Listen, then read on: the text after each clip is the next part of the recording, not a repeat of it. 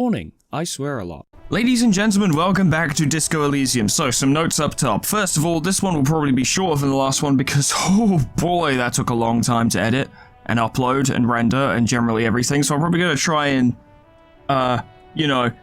dial it back a little bit in terms of length. Though I still want these to be quite long because I want things to happen and I don't want us to have to rush. Second of all, at time of recording, the first part has not gone up yet because YouTube's processing system is hot garbage, like complete hot garbage.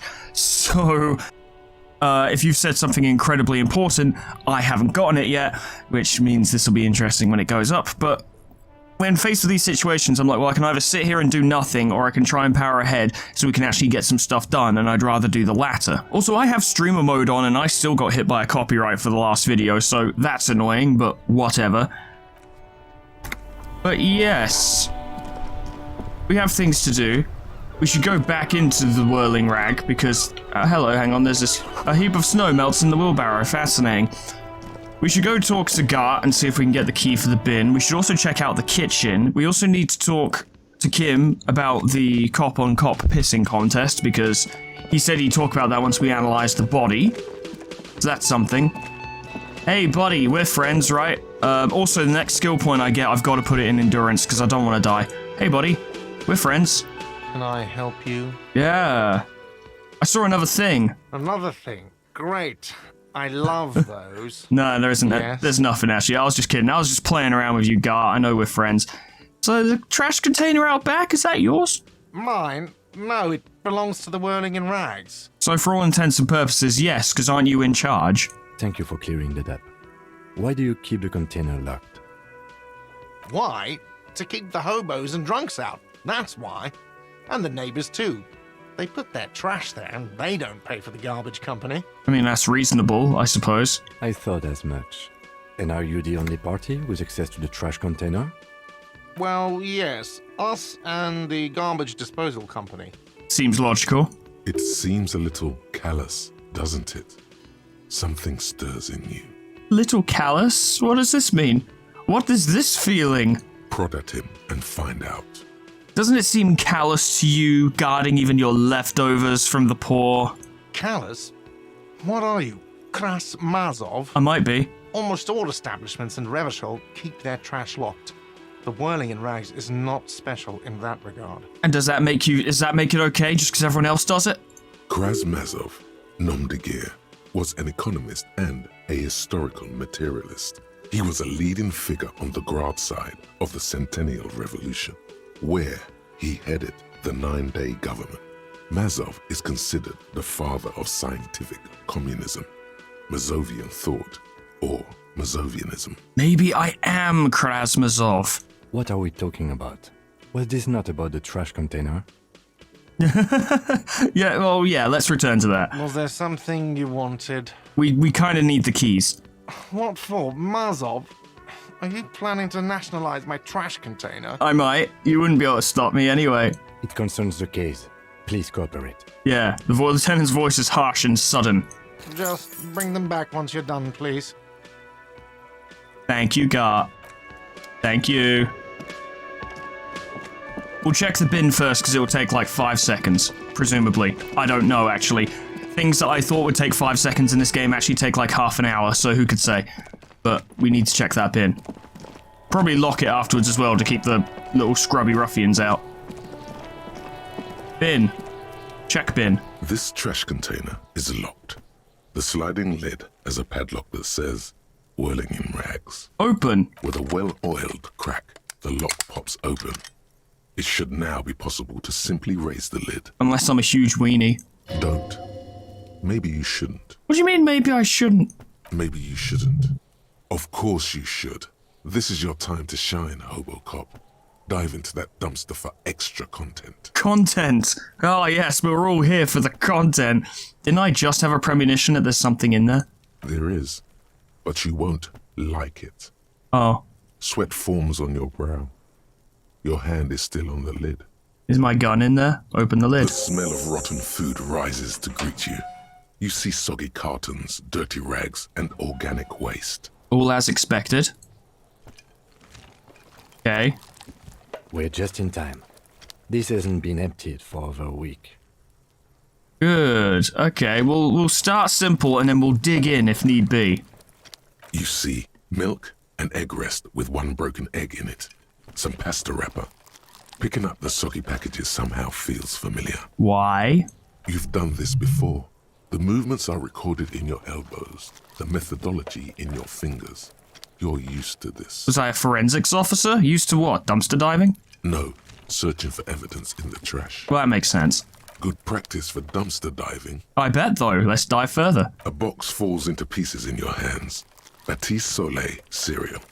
There are plastic pasta packages below. And turbo noodles. Turbo noodles. Nothing of note, however. The turbo noodles are of note. Let's look at the rags. Among the threadbare kitchen towels, something catches your eye. A pair of denim trousers. New trousers? As the legs of the slime-covered jeans begin to unspool from the garbage, a rank corpse smell fills the air. These were those guys' jeans. The victim's clothes? Cadaverine odor is faint. If these belong to the deceased, they were removed when he was still in the early stages of decay. Probably people trying to rob him and stuff. Drop them in here, officer. Ah, you just have a evidence bag. Very good. Guitar marked blue jeans. Pockets empty or emptied. He wore them with a belt, too. A white belt. The loops appear stretched, but I'm pretty sure the belt is currently tied around his neck. the belt is missing. That's it. Do you see anything else in there? I have another bag here. Something slimy catches your eye. Reach for it. A drab, long-sleeved shirt, olive-colored, appears from the food waste, dripping with pus. Fucking disgusting. Bag it. This is a military-type overgarment. No label or serial number. This is the kind of rib-knit shirt that's worn over light armor to conceal it in an urban scenario. Anything more? Might he have been a militiaman? The rest of the rags are just kitchen variety waste. Just garbage. And I'm not talking about the Revachol City militia as in the police force. I mean just generally a militia of some kind. That's all I think. All right. We should go to Gart again and ask if he knows who put the clothes in the trash. It could be as simple as someone from the hostel cleaning the yard. Or that one. I'd advise against confronting that force. He nods towards the redhead boy behind him. Yeah, I'm going to avoid that if possible. You think someone from the Whirling Rags might have been involved? Not really. All we know is the victim's clothes are in the trash. The lid was locked and his establishment had the key. It's just a small loose thread. We should probably ask the kids who put it in there. The fuck's he on about? Kids? You hear that, Kuno? He thinks you're an infant or something. You are an infant. See? Okay. The lieutenant nods, then looks back into the trash container. Let's search the food waste. It's just organic waste, cold and slimy on your hands. Apple and potato peels, mostly. Unidentified sludge, and the occasional chicken bone thrown in for good measure. But hey, Hey? nothing. It's nothing. Nothing more to see here. Bullshit. What's this? What? A blue piece of plastic sticks out from the apple peels. It's shiny. Looks like the corner of something. We gotta get it. Pick it out. Something larger. A Ooh. clipboard. A blue plastic clipboard with moist papers hanging from it. They look badly damaged, but you can still make out forms and notes, written in a man's handwriting. How do you know it's a man's handwriting? Officer, is that your paperwork? Yeah, I don't know what this is. It is. Look. The plastic has the RCM street grid on it. You've even got an autopsy form in there. Good lord. Miserable looking slip of paper sticks to the board. If you don't mind my asking, how could you have let your paperwork end up in the trash? I think I didn't want to be a cop anymore, and that's why I tried to flush my cop life down the toilet. Well, He's not really sure what to say. His eyes express a rare condolence. Then he picks it up. lucky we found it. You should take stock of what remains, just to be sure some has not made it into the hands of the RCM's adversaries. Organized crime and the like. There might have been police secrets in your notes. Yeah, I'll do that. That's a good idea. It will also not hurt to start taking notes on the case. Now, tell me what your eagle eyes see. Are we finished? Officer, what do your elf eyes see? Some items, such as the ledger you found, are interactable. Go to your inventory, and select the Interact tab to read your paperwork. Thank you. Alright, it's time for some extra content. Wow, an Armistice caliber 50 knock cannon, half wrapped in paper tissues. So shiny. What's a knock cannon? It's a giant rifle, and it's very expensive. Not as expensive as that fat string of pearls snaking around the rotten banana peels, however. I think you're fucking with me. And is that Cordon Electric's preamp with Electra F2 tubes? It is. That catches quite a price. We're talking 12,000. Easy. Ooh. Unless you're into hi-fi yourself. I am into hi-fi. That's too bad, because none of those things are actually in there. There's just food waste and crisp wrappings. I knew it. Fucking knew it, but there must be something in here. All you see is a broken mug with a racist depiction of the Yellow Man frolicking in saffron. Oh, fantastic. An antique? Only in its social sensibility. Uh-huh. Yeah. I'll take it, I guess. Yeah. Yeah. Yeah, I should probably get rid of that. You've acquired an interactable item. Why would I? Investigate this item further by going to the Interact tab in your inventory. Thanks. The container sounds a muffled gong. I guess we're done here. There we go. That's one thing off the list. I think we got it all. I think so. Hey, so we've been monitoring you internally. Huh? And now we know your Copo type. My Copo type? What's a Copo type? Yes. Guess what's yours? I was kinda hoping I'm the superstar cop. That is only a ludicrous daydream. Guess again. You're the... Cool cop? No, you're the sorry cop. Oh. The cop who's sorriest. Oh. Let's make it official then, shall we? Huge lack of enthusiasm going on in here. I mean, Alright, look. We're going to delve into some... This is the nature of this kind of game. We're going to have to delve into at least one personal detail about myself, because it is extremely relevant to what's going on in the game itself. Okay, and I'm not particularly adverse to talking about these kinds of things. You don't bring these things up unless you have a reason to do so, right? Otherwise, it'd be weird to talk about it all the time. But this is definitely a time in which it would be worth talking about it. I don't know how to bring it up, but I guess we're here now. But back in my, I want to say late teens, early 20s, give or take, probably starting late teens, finishing early 20s, I had a bit of a drinking issue. And by a bit, I mean I did it every day, all the time, whenever I could. If I had money, I would get a drink. Every single time. I got drunk constantly. I did this for, I think, 2 or 3 years or so. Maybe, I don't know. Well, memory's fuzzy, isn't it, because of the exact nature of it, but the point is I did this for an extended period of time.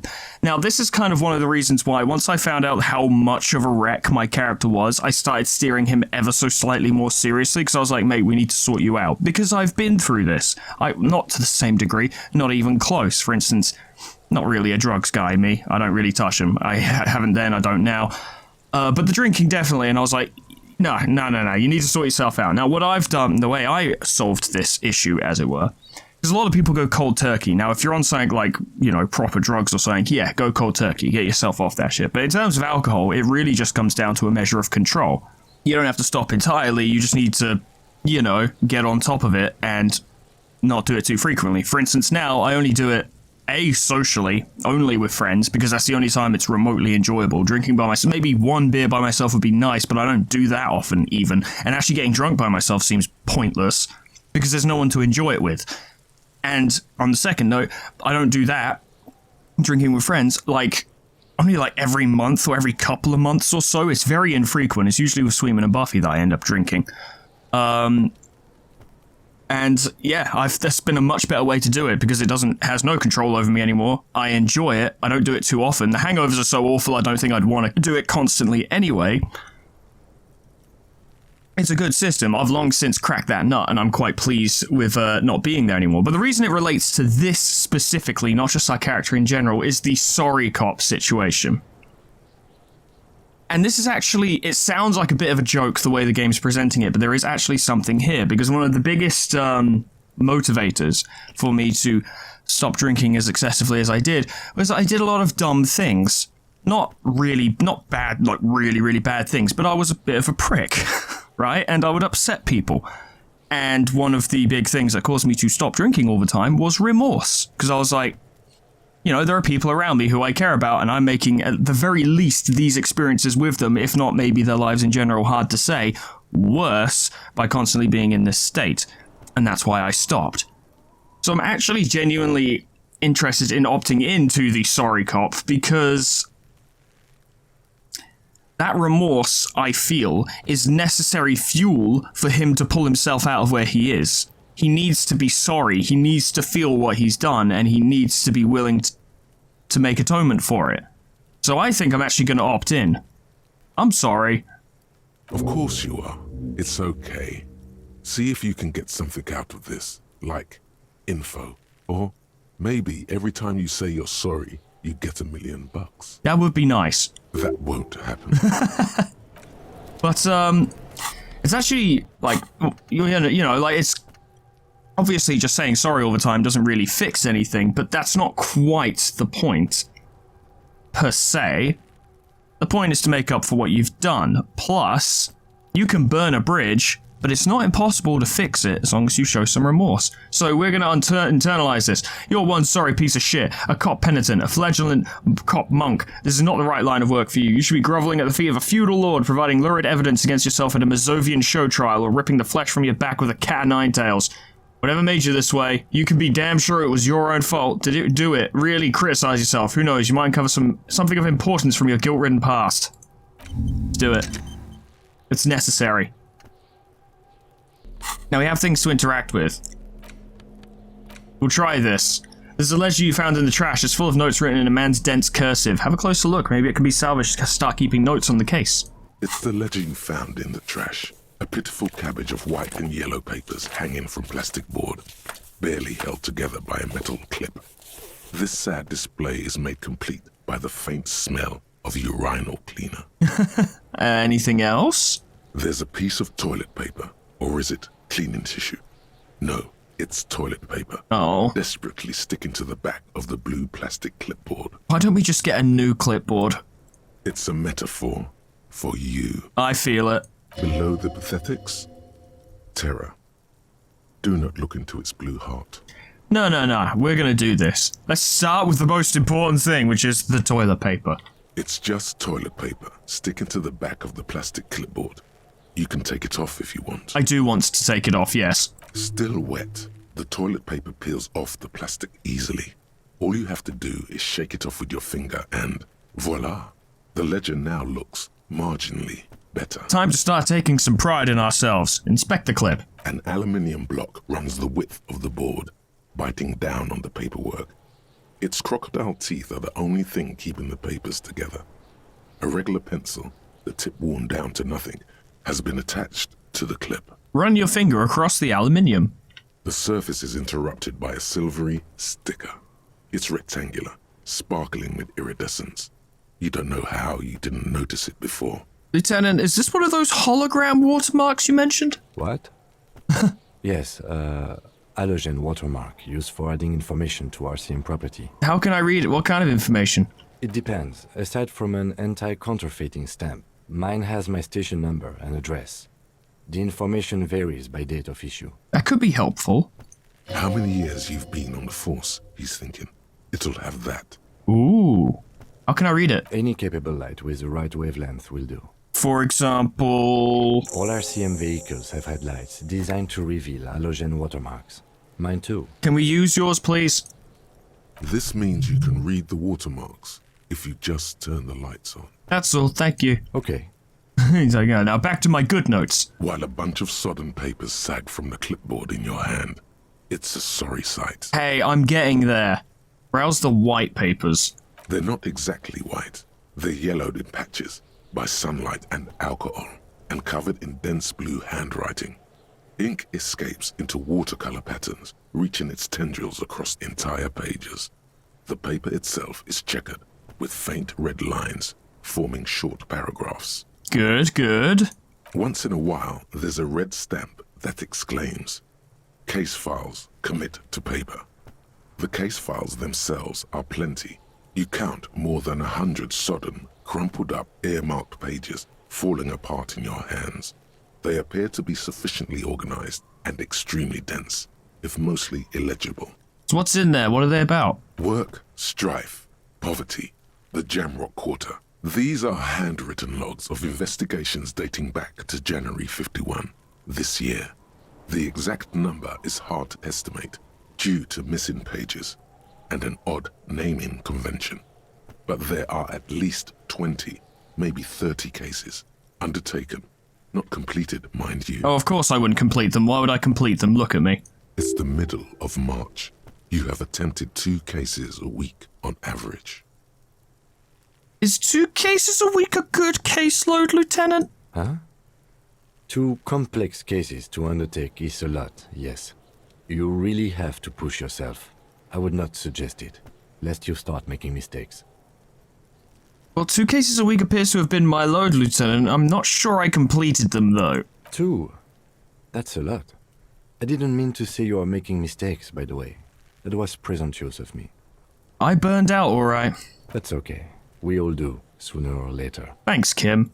Like a fan of gills, the checkered papers dry in your hand. The handwriting is extremely dense, if mostly illegible. There's mention of a naming convention? Yes, it appears you employ a, shall we say, robust yet literary system. Fascinating. Each investigation has its case number written on the margins. Yet, still more tellingly, most are accompanied by a name. Okay. A title, one might say even. Ooh. One that draws inspiration from Snoop fiction and Vespertine cop show staples. I knew I was a superstar cop, and they're written in capital letters, too. Yes, all caps. One is called The Next World Mural. Another, The Square Bullet Hole Murders. Ah. Another yet, The Unsolvable Case. I'm guessing I didn't solve that one. Others appear more light-hearted. The guys on a couch in an unexpected location, and the murder at the Ukar Parlor. Even the rare article-free collapsing tenement. Murder features prominently throughout. Shocking. It's going to take an effort to piece these case files together, but it can be done. Once you're done inspecting them up close. Hey, Kim, I use a naming convention, do you? You mean the alphanumeric? Officer, precinct, time of arrival at the scene? No. Nah, a non-numeric one with titles. Oh, you mean the titular? Yes, well, so do I. In our defense, almost everyone in the RCM does. Why? It's a holdover from the early days of the RCM, right after the revolution, when the organization had little idea how to do things. It persists in an unofficial capacity. Officers use these titles to refer to their work among themselves. I seem to have named a case the Square Bullet Hole Murders. Again, in your defense, I seem to have named one the man with the hole in his head. That was a real person. His death was real. Still, I named it that, to amuse myself. I mean, I can understand why. I pray his loved ones never find out. Yeah, same. What happened to him? Rail spiked through the head. He died. It was a workplace accident. I guess it wouldn't have been notable if it had been a gunshot. So I have to open an official case. Is there room? There is, for precisely one more. Ah. 15 pages near the end remain untouched by the damage. The checkered grid forms a structure of passages, breaking the case into subtasks to accomplish. Let's commit it to paper. Sadly, the ledger only comes with an old, worn-down lead pencil. It's unfitting of this monumental event. Well, it's being written by an old, worn-down detective. It'll do. The ledger only comes with an old, worn-down lead pencil. It will do, barely.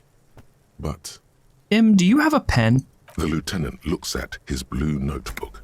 2 fat, shiny pens hang from the binder, like large-caliber bullets on an ammo belt. He's not going to want to lend me one, is he? He is not really saying anything, just standing there, looking at them. Kim, can I have a pen? Know that I give this to you with resentment. With this beauty, commit to paper! The tasks you've completed flow out of the blue oblong pen in a brash freehand uncannily similar to the rest of the letters. The wording comes easily. It's almost robotically simple. Yes! A language developed for mental rigor and simplicity. See, I feel like we're sorting ourselves out properly. Inspect the victim's body. Yeah. Interview the cafeteria manager. Yeah. It's not exactly poetry. but poetry would be out of place. Yeah, and we've done both of those. A satisfying slash sounds across the paper. You're done, it seems to say. And you, and you. We're becoming a real cop again. Things to be done and things already done. The composition of reality. This is an extremely useful tool for a detective of the citizens' militia. I bet. Now all that remains is to name the case. Lieutenant, have you named our case? You got any ideas? No, actually. Any ideas? The Furies are at home in the mirror, the setting sun shit on a stick. Honestly, the Hanged Man seems like, when you consider the tarot reference as well, seems pretty cool. The Hanged Man. Great. That's great. That's actually what I was thinking too. Yeah. The Hanged Man. Hanged Man. Good, strong name. We have a very good name for the case now. Yeah. This has been really motivational. I'm going to start calling it the Hanged Man. It's good we sorted this out. Yeah. Alright, I'm done inspecting these. You don't exactly close them, so much as distance yourself from the smelly papers. They're a little further from your nose now. That's good. Can I read them now? Because I can always try again if I get more logic. It's proven No. to be harder than expected. You just don't have the intellectual rigor to patch the quilt back together. Try again later. It's possible, yes. Easy, no. You need to come up with a small archaeological system to reorder the remains of your past works. At the moment, all they do is fall apart in your hands. Some dates and a numeric titular system is all you have. What about the yellow papers? In the back, you see thin, translucent copy paper. Some neon yellow, some bright red. All covered in boxes, like marching armies. These look like official forms, waiting to be filled out. Uh-huh. Then rip them from the binder and hand them out, according to type of form. I see. So if we get a statement from someone or something, and it's like, please fill out this form, you know, whatever. What types of forms? 3. The topmost are misconduct fines. The middle ones are station calls. And the bottommost are field autopsy forms. Each is easy enough to make sense of. Okay. You don't have to be an intellectual giant to do police work. Ah, misconduct fine. A monetary penalization ranging from 20 to 250 real. Severe cases allow for 1,000 real, but that requires special paperwork. The details of issuing these fines are spread out over the rest of the fields. Could this allow me to pay my debt to the Whirling Rag and get my room back? But they appear pleasantly vague. Pleasantly vague. Oh, yeah. These are quite sinister in tone. They give a date and time for the person to appear at the specified precinct police station. Yeah. Below the call are the criminal charges you risk by not appearing. Fair enough. A dozen pages of thin copy paper, bright red in color. You see the parameters of a deceased human form waiting to be filled in. Age, sex, condition of internal organs. Okay. Yes, all that remains now is to fill those forms and hand them to people. Fines for wrongdoers, interview requests for bad guys, and field autopsies to dead guys. Could I fine Kuno? The rest of the stinking cellulose is much worse for wear. Being sandwiched between the board and the rest of the paperwork must have spared the fragile copier paper. I see. It's made of dark blue plastic, hard enough to beat someone to submission with. The edges are rounded, however. The U4 size board feels thick and heavy in your hand. Light shimmers on its wet surface. On the back, you see the embossed letters, RCM. What did you say the color was? Blue. I like blue. The blue heart. Don't look into it. Ah. Okay, shake the ledger. Something rattles inside, ever so lightly. Is there a hidden compartment? Let's peek. The plastic shimmers like lapis lazuli, but it is not see-through. You cannot see to its center. How would I open it? With your hands, U4-sized pages hang from the clip, screwed to the top of the board. Well, I have these gloves which help with my interfacing. I have a decent chance of succeeding. Yeah. The two sides of the board appear slightly misaligned, like a drawer that's come off its slides. If you bend the plastic on your knee, slowly, And carefully. the slides snap back into place. It should be possible to just you know. Slide it open. Without resistance or sound, the two panels move against each other. The compartment is now open. I can't believe my clipboard was also a safe. What's in it? 2 ticket stubs and a handmade postcard. Fucking kill yourself, you asshole! What the hell? Pick up the ticket stubs. 2 octopuses are smiling, reaching their tentacles toward each other in the colored pencil drawings. The tickets permit access to the zoo in Revachol East. The aquarium costs extra. These let you go there too. This was an attempt to get our ex back, wasn't it? Which failed. Thin wax paper has been glued to a piece of cardboard. Sounds like leaves rustling when you pick it up. You see violet flowers, floral patterns, patches of glue. Smell it first. It smells of chewing gum, apricot flavored, a touch of cinnamon, the end of summer. You think the label says tutti frutti. This is going to get very painful, isn't it? Open it. Familiar handwriting lines the inside of the card. Looped, round letters in a woman's hand. Oh boy. A young woman in her 20s. There is care, effort, and a smile, you think. Although that is not something you can read from someone's handwriting. Indeed. Harry, it begins. Harry! You're already reading. I wanted to write you a letter so you can read it when you wake up. Maybe it will make you happy. Throw it away, please. But it'll make me happy, and my name is Harry. A merciful wind blows in from the Bay of Revachol, dusting the ground at your feet and raising newspapers far away. You feel the card slipping into it. No, we have to face this. It's the only way. We will never recover if we don't. Hold on to it. Read the card. Your hands shake, holding on to it. Every morning when I step out and you're asleep behind me, it says, I find a little piece of sadness in me. I carry it in my chest, down Voyager Road. Every step I take, it grows. By the time I reach the fuel station, it has filled me entirely. I step onto the light rail and look back. Sparks fall from the bow collector.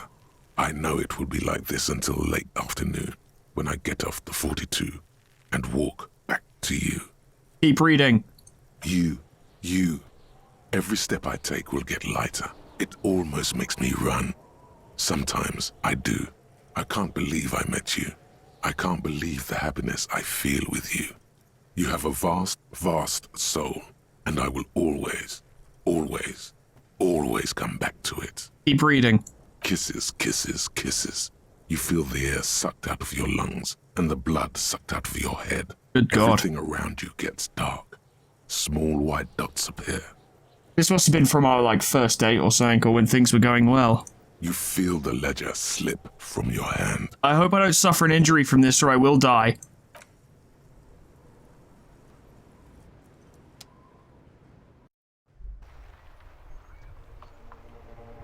Did I just lose? Or is this like the cold open? Ah, that's really well done. Begin? No. There is nothing. Really? Again. Nothing? Nothing said, brother. No treachery, just blackout. Just lie there, passed out, I guess. I may have made a mistake. Well, almost nothing. There is the ground below you, that's still there. And the small light that's on, fluttering, somewhere in the basal ganglia. The basal ganglia? Who's that? That's me. Blue eyes, that's me. And who was that? Who was what? He speaks of the sickening longing, the unwell emotion. Even in the darkness, he's grasping for it. Still trying to hold on to the great sorrows slipping in the water. Slimy. Yeah, that's the stuff. Here in the paleo-mammalian cortex, we call it the shadow. The shadow. Because it's always there. White morning. Was that the X something? The Bloated corpse of the past resurfacing. No, it was beautiful. Beautiful. Believe me, stupid ape, its lack of beauty was not the problem. Yeah, I can agree with that. Where is Voyager Road? There is no Voyager Road.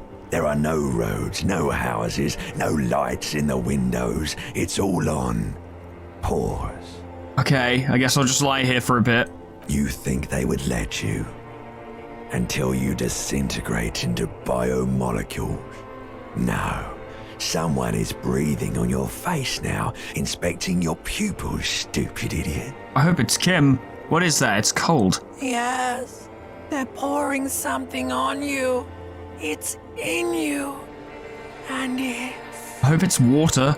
It's delicious. It's delicious. Glowing lights on a dashboard emerge out of nothingness. Ah.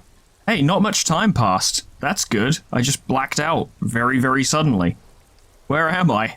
In the upholstered cabin of Lieutenant Kitsuragi's motor carriage, seated in the driver's basket. The air is thick with leatherworks and heavy fuel oil. Cold water runs down your chin. Good. Drink. Water. The lieutenant is extending a small canister to your mouth. Drink. The water is cold, I healed. silvery, the stuff of life itself as it pours down your parched throat. The pounding in your head recedes. The darkness parts. Good. Water is very good. Drink. You haven't drunk water in 2 days. Did you know the human body is not made to survive on alcohol alone? You need a secondary form of hydration. I would prefer it to be the primary one, to be honest. Drink. With greedy gulps, Ooh. you down half a liter of cold water. Some of it spills on the driver's seat. The lieutenant pays no heed to it. What a guy. What happened? I should ask you the same. You were reading your paperwork. Then you passed out. I carried you to my kinema to take you to a hospital. Then you came to. How long was I out? 10 minutes, maybe. That's good. We didn't lose too much time then. The investigation's still okay. I may have come into contact with the burnt-out ruins of the past, Kim. That does sometimes happen. He hands you the remains of your ledger. He replies with such understanding, it's as if the burnt-out ruins of the past were an occupational hazard.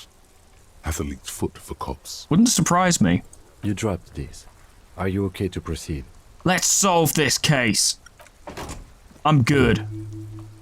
The Ledger of Failure and Hatred is a special item that can be used both as an interactable and a tool equipped in your held slot for skill bonuses. Find it under the Tools tab in your inventory. We're doing damn well. Hobocop. Here we go. Technically, you wouldn't be a cop anymore, but a hobo. That would mean game over for the cop chapter of your adventures. But who knows where the hobo part takes you? To the bar? The old L'Assommoir? L'Assommoir. To the pier or the sewers? To Le Royaume, where for 300 years they interred the dead. You could plunder royalist crypts for long-forgotten triple malt bourbon, then fight the Aramakan beast that loves the bottommost sepulchres. The secrets of the city are all yours at last. We gotta start from the bottom and go back up. Reveals extra special collector's edition rare. Terra bottles on the map. More money from selling tear. Learning cap for shivers raised to 6. Good. I am doing now. So what's White Morning? I'm losing a lot of authority by doing this.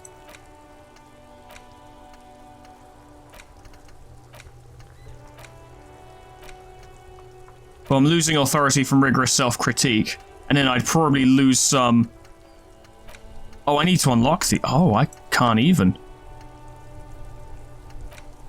I can't internalize it because I don't have enough... Right, so I need to put a point into that. I think the next point needs to go into health, because just I need a safety barrier, because right now, whenever I lose 1 health, I'm at risk of dying entirely. So I need to change that. But... yeah, we need to unlock more of the thought cabinet. Okay.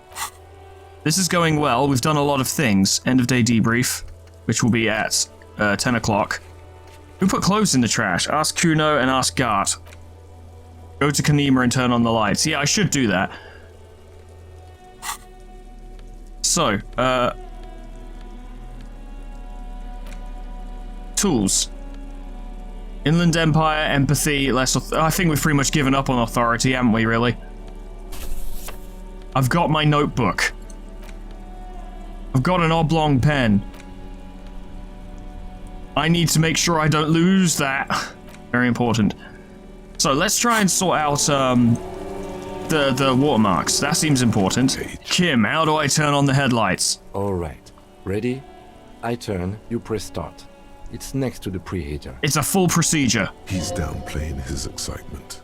The lieutenant is more than happy to show off his precious carriage. What a legend. Press engine start. The dashboard lights up with orange glow. The rouse per minute gauge jumps, and the engine of the Caprice Canada comes to life with a whiny growl. Oh, it's like a rocket ship. Press the headlights. The lights unfold with a little click, casting electrical light onto the ground before the vehicle.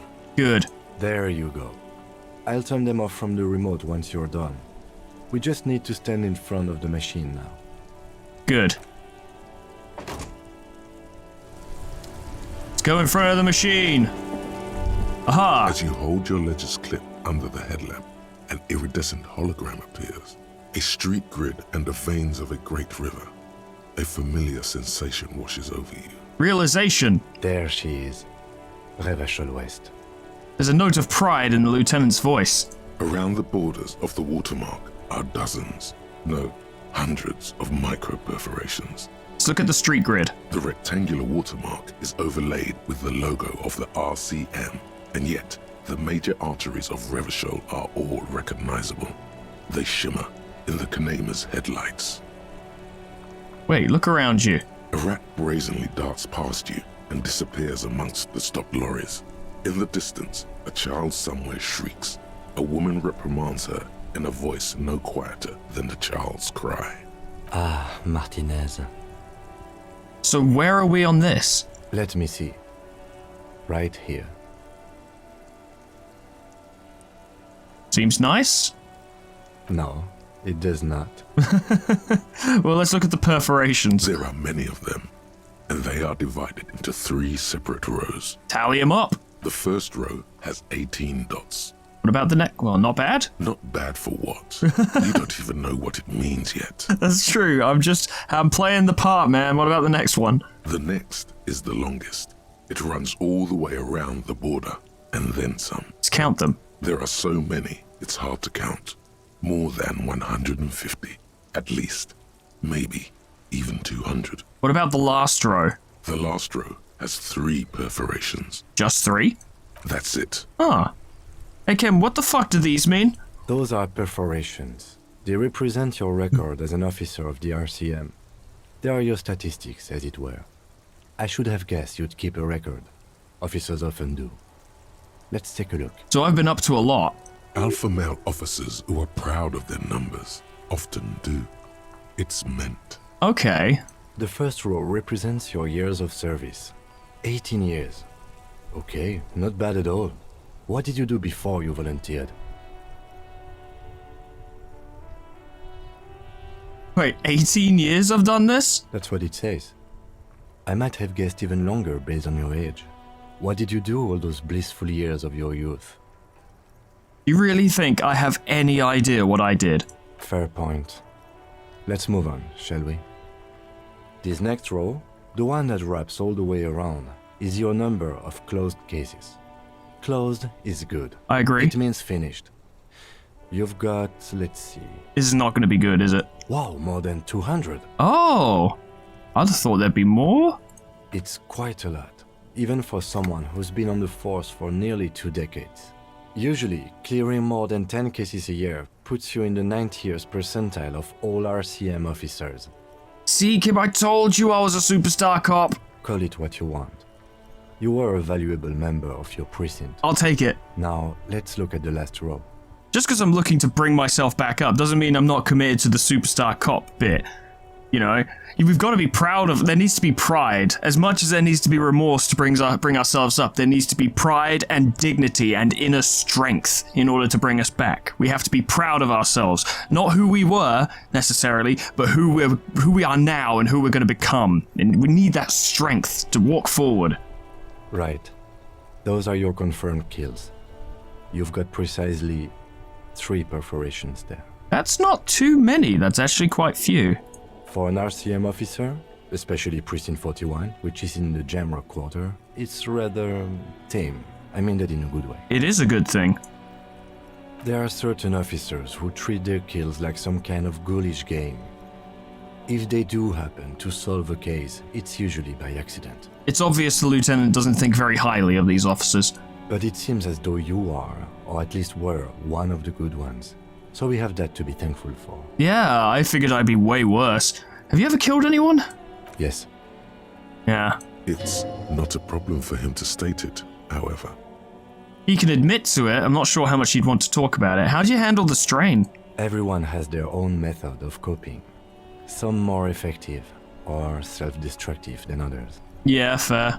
Personally, I find it helps to keep up a few hobbies. Hobbies are good. Like, maybe I should find a hobby. Why not gardening? You've already got the gloves. I've heard that gardening is very therapeutic. It's meant in earnest. Please don't mistake it for a jab. To be fair, Kim does jab and poke and stuff, but there's a clear line between when he's jabbing you and when he's genuinely just saying something, and that one was obvious. Like, he might have referenced the gloves as a joke, but he wouldn't have suggested the idea of gardening as a joke. He'd have been like, well, why not gardening? It is cathartic and therapeutic. That is a thing you could do. Thanks. The lieutenant nods. Alright, let's go. Right. I'll go turn off the lights. We've read the watermarks. Good. You can now see your statistics on your journal page, to the right of the task description. Statistics. Ah, yes. Name unknown. Well, my name's Harry. Superstar Cop 4. Sorry Cop 4. I'm kind of between Superstar and Sorry. I'm a little bit of a communist. I have killed 3 people.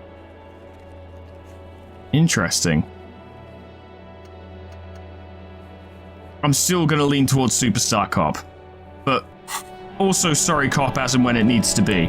So, with my newfound composure, and I've organized myself and I've figured myself out and we're really pulling it together. Hang on, let's check this. You see a set of tire tracks in the brown slush that covers the plaza mosaic. I crashed through it, didn't I? Let's try this. No. No. These tracks are not interesting at all. Let the street sweeper just sweep them away. Why am I looking at it? Cop habit. You look at everything. Well, yeah. This isn't case related, you think. You think? What kind of vehicle drove through? Hard to say. Your vision is blurred and you're having difficulty concentrating thanks to your relentless hangover. Well, I'll need more visual calculus for that. One of many things I'm going to need to work on.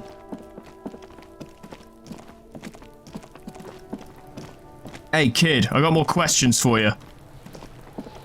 Look, see? It's the fucking war pig! Try not to knock yourself out. Yeah, your future's looking bright, I can tell. I've got questions. You belittled yourself before the Kuno. Now you must seek his forgiveness. You know what? You're right. I want to make this right with Kuno. Make amends. Fucking what pig? Amends, Kuno. I was wrong to try to hit you, and I'm sorry. I was wrong. Yeah? How are we gonna make it up to Kuno, pig shit? What do you want? A material offering is implied. He wants stuff. Only stuff can make it okay again.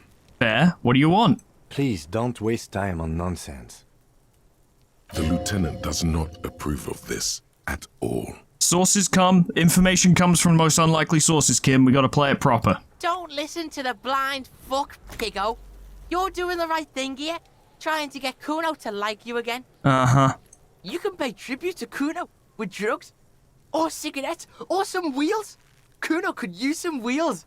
Motorized carriage shit. Alright, I'll get you some cigarettes then. What are you doing? I need to make truce with Kuno. He's a powerful force and we need his support. No, you really don't. That is a 12-year-old boy. His opinion of you doesn't matter. You're correct, his opinion of me doesn't matter, but he does play in the crime scene. He may have seen something. You don't fucking matter, buck imp. I'm still gonna mark it down as something I need to do. But why?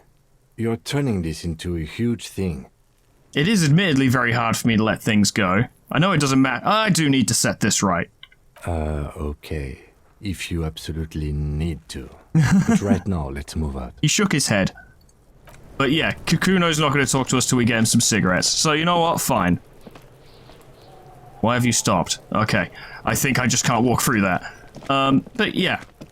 He will have information. We need information for the case. Ergo, we should try and get him some cigarettes. I don't care if he smokes himself to death. I don't give a flying fuck. Kid's opinion means nothing to me. But he is a potential source of information. I am sorry, cop. I'm not that sorry, cop. You may want to talk to Gart. He may have things for us, and then we want to check out the kitchen. Buddy, what's up? Can I help you? Here's your trash container key. Thanks. I hope you found what you were looking for. I found the victim's clothes, as a matter of fact. How strange. I certainly didn't put them there. Who else has keys to the trash container? The trash collection service? CS Municipal. I don't see why they would put anything in the trash, though. It is a bit weird. I don't think Gart did it. I just need to try and grill him for information in a way that doesn't upset him. Ah, the elusive CS Municipal. I doubt we'll be able to track down who was sent here last and when. This will have to be one of those little threads that solves itself down the road. Makes sense. Thank you anyway. Could someone on your staff have put them there? I have to ask. Sylvie had the keys before I got here, and I can vouch for her. I can vouch for all my staff. None of us would tamper with the crime scene. Maybe you don't remember putting them there. Maybe you were sleepwalking. I think fugue states are more your forte, officer. Fair enough, I saw that coming. Let's move on. Yes? Bye. I've got nothing else. There is something I wish to investigate, actually, now that we're here. This mug. This broken-eared mug somehow made its way into the Whirling in Rags dumpster. It depicts a person of Samaran descent frolicking in a field of saffron flowers, buck-toothed and grinning feeble-mindedly. It seems to be a cheap knockoff of some colonial-era antique. Oh boy. It's just a racist mug. What's there to read here? Not much. I suppose we should attempt to read into it. Look at all that content. Oh boy, here we go. What are you going to say about a broken, tossed-away mug that you dug out of the garbage? So this mug is an example of prejudice. I'm going to use an example of what not to do, which is pretty much what I'm going to go with. I'm going to push this into the face of every merchant I find and tell them this is your inane ideology, which sounds completely ludicrous. The mug will be useful. By denouncing it, I can earn political capital to mask my badass hustling, i.e. fraud and embezzlement. The mug didn't belong in the trash. It was just a funny mug. Can't anyone laugh anymore? Yeah, well, I don't see it necessary to dehumanize other cultures for a laugh, so yeah. But it was in the trash. Why not just call it out when you see it? Or do some volunteering work. Just finish your case, detective. That's actually a very good point. Because in this context, I literally went digging for something wrong, right? The mug was in the trash. The situation had already been resolved. You know, it was already gone. It had already been discarded, both physically and metaphorically. Instead of digging it up and being like, look at this, why don't I just do something more proactive? Or just get on with my life? It's a good point. Go into the kitchen. There's a chef. Good. The dishes are drying, the smell of chemicals and pine trees. Oh, hello. So an aroma of spices, alcohol, and tomato hangs in the air. Money! Fucking sweet. You don't mind me just taking your money? Okay, cool. Hello. A thin man is smoking below an exhaust hood, occasionally sipping from his mug. This must be the Whirling's cook. That's about right. As you step in, he nods toward the table and says something in a completely foreign language. Ah. The only words you can make out are Garanci and Kubek. I guess we're going to assume that's his name. It must be his name. Garanci. Garanci Kubek. Sounds representative. I'm not going to try and refer to him by name because, logic, medium failure. It must be his name. It's not his name. Hello, sir. You got time for a few questions? The man puts his cup down and replies something, his left hand drawing arcs in the air. You've got some impressive pots there, you know. He smiles and bangs his ladle against each of his pots in turn. Yeah, it's going well. It's almost like music, especially with the sounds of assorted dishes boiling and simmering on the stove. I don't think I have to say anything else. Stay masculine. Okay, well, that went nowhere. Where does this go? You see a heavy steel door with a prominent dimple lock. It's painted blue. I love blue. You immediately feel drawn to the color. Blue is for mystery. Mystery. I wonder where it leads. You do? It's a door in the back of the kitchen. Why do you care where it leads? It's part of the whirling in rags. There's something about this place that makes me want to know. Eccentric. But okay, I suppose we could look into it. As a side investigation. That's the spirit. What a lad. He's not bothered by your eccentricity. He seems genuinely intrigued himself. Yes, a mini side investigation. Gart is the person to ask about this. The cafeteria manager. Let's go talk to him. Let's go, Gart, buddy. Oh, man, I know you love talking to us, so you'll be glad to hear I've got more things to say. Can I help you? I saw a thing. Another thing. Great. I love those. There's a mysterious blue steel door at the back of the kitchen. Oh, yes, that door, sure. There's nothing mysterious about it. It's just a door. Oh, I'm sure, but do you know what's behind it? Do you have... No, I don't have a key. I don't know how to get there. And I don't care either. It's not like I've been wondering about it for 10 years. You've been wondering about It's it. just a frit warehouse, probably. You've been wondering about it for 10 years. Or some boring storage space with a bunch of old junk and dust. Junk and dust. Junk and dust. He's attempting to maintain an air of indifference. It's absolutely not convincing. I think you'd like to know what's back there. Fine, okay, a little. But my job doesn't leave me time for wondering about one locked door in one of the cafeterias I manage. We need to work together, Gart, to solve this. So, I haven't opened it. I have cleaned the whole place 100 times over, though, after the animals. And I haven't found a key, so good luck with that. Well, we'll figure it out. Yes? Goodbye. Pretty sure I don't have any more physical stats, so I can't get you to wake up. Worker isn't a colourful piece of plastic is dangling from his carabiner. Makes your fingers itch. Let's inspect it. It's a dock worker's ID, doubling as a shift card and a job permit. A young, able-bodied man stares back at you from the photo. Santiago S. John. My name is Santiago S. John. Your fingers find their way into the shackle, flicking open its spring-loaded gate. The metal loop holds the plastic ID and a leather-bound pocketbook. How is that easier now that I'm wearing gardening gloves? And the man? The man emits a loud snore. Is he about to wake up? Doesn't look like it, but you never know. Better be quick. Are you positive that what you're doing here is proper police conduct? You can still leave and do nothing. Does the lieutenant see me? No, he's looking the other way. Perhaps purposefully. Let's take a look at what's in... Pocketbook. You find a black paper note with a woman's profile on it. Seems like this woman lived centuries ago. The note says 5 real. It feels nice and greasy. Good. Yum yum. Money. Think of all the things you can buy with this. The synapses in your brain fire with glee. Steal the document. You slip the plastic ID card out of the loop and pocket it. The man continues to snore. Now close it. The sleeping dock worker has little to say about your actions. He remains silent. Brilliant. You're not 100% clear what you did here was right. But to hell with it. Fuck it. I ain't waking him up. Not after I nicked his shit. Items. So we've got a dock worker shift card. Standard issue dock worker shift card doubling as a worker's permit. The bottom left corner holds a picture of the man this item used to belong to. The two of you look nothing alike, just so you know. Fantastic. Maybe we can use that. Hello. It's all about money, you know. I really thought you'd have more to say. Right, what else? Whoops, wrong menu, wrong menu. I don't have any skill points, do I? No, but I'm nearly there.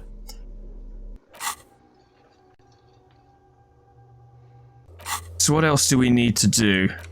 Inspect. I did inspect body. You just need to suppress the urge to throw up and approach it. Oh, I see. I did not finish the investigation of the body, and I probably won't be able to succeed.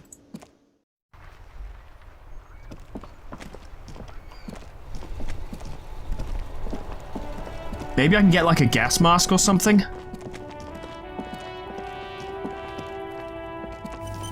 Or a rag to put over my face? Goods from the lorry haphazardly litter the surroundings. Alright, let's go face the music. I don't care if the kids laugh at me. Who cares? Kim said it was okay to throw up, so I'm gonna throw up. Fuck it. I'm a man. And real men know their weaknesses. There he still is, looking right through you with his white eyes. The body below is entirely dedicated to that corpse smell. Emitting it is all it does now. Yeah, for real. The smell is repulsive. It pushes in from your mouth, more instant and more familiar than anything you'd expected. More fever than odor. It fills your mind, flushing you from within. Just let it out. Just let it out.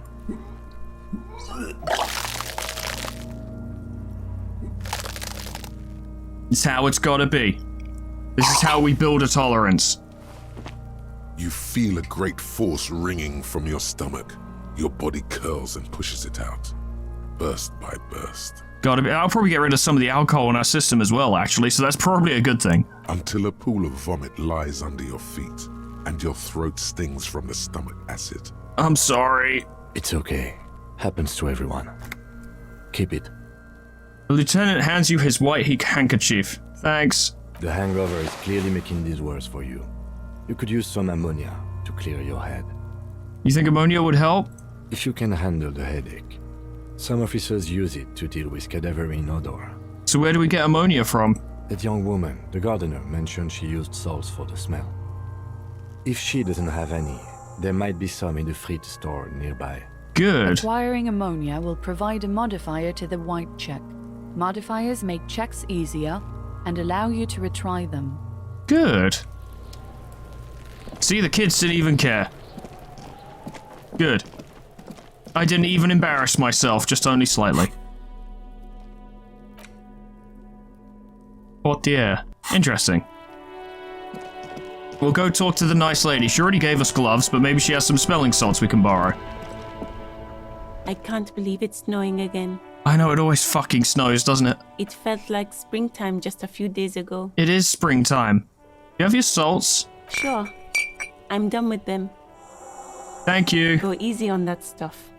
It gave me a terrible headache. I bet it will continue to give me a terrible headache. Let's go try this again, Kim. I know you believe in me.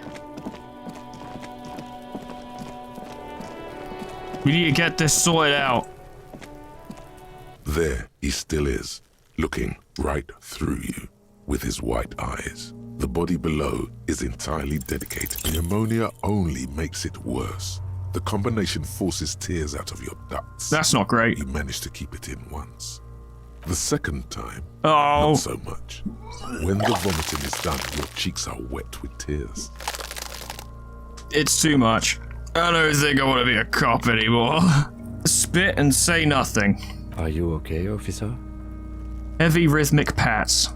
The weight is reassuring, like a crenel on solid fortification. Pat, pat, pat. You're facing tough odds here. It's aggravated further by alcohol withdrawal. Why can't I keep it in if I've been a cop my whole life? I've seen captains puke their guts out. It never gets easier. You never get used to the smell. Every Monday is cadaver day. Throw up, investigate. Throw up, initial autopsy. Throw up, bag it. He pats your back again. Oh, what a great life. Then drive to the station. Maybe throw up on the way there if you didn't bag the thing tight enough. You seem to be fine. I think I've lost my sense of smell. That would do it, yeah. Not being hungover helps too. Yeah, I bet. Do it without me, man. I just can't keep it down. No. This is a two-man assignment because it needs 2 officers to complete. I need your help. Ah, fine. You need to get your shit together. Okay. We should go talk to the locals. Find something else to do while the wind changes.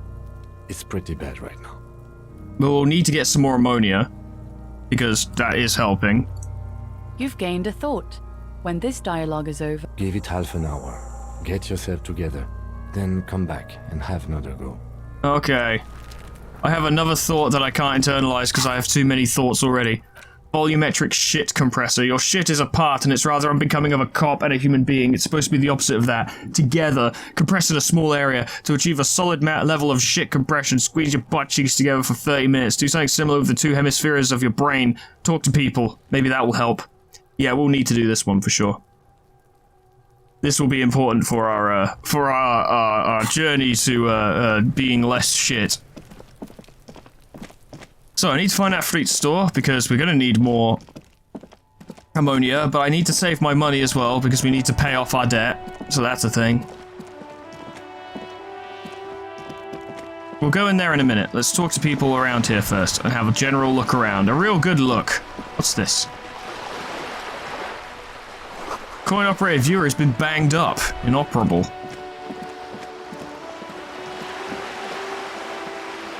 The ad reads broken window. Tibbs has windows. Okay, good. Get a bag in your hand, you can collect these bottles and sell them. Well, I don't have a bag. There's a drunk. You hear distant squall of seabirds. Things I've seen and said. Uh-huh. What's this over here? Splatter of bullet holes lines the wall. Well, that doesn't help me, does it? Oh, bag. Take bag. Yes, bag! Finally. Equip this to collect tar from the streets.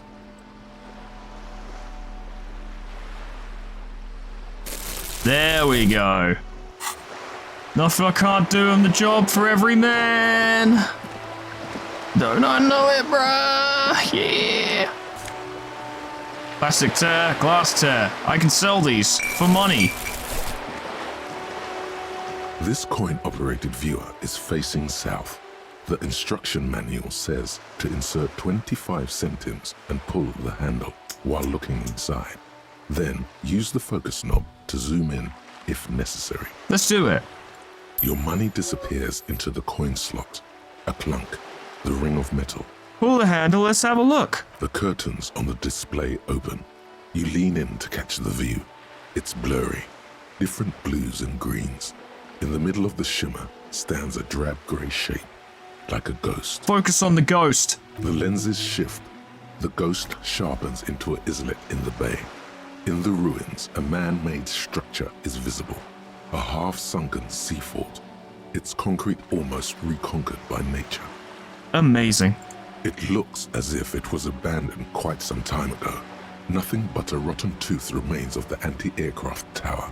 A lonely birch tree grows out of it. An anti-aircraft birch tree. Its leaves ripped from it by the winter wind. Hang in there, little one. The little brave birch tree seems to wave back in the wind. That's the spirit. There are ruins of some kind of building there. Really? I don't have the eyesight to make it out. I mean, bless you, mate. You've got hyperopia, and you're not using the thing I'm using, so I guess we're done here. That was worth it.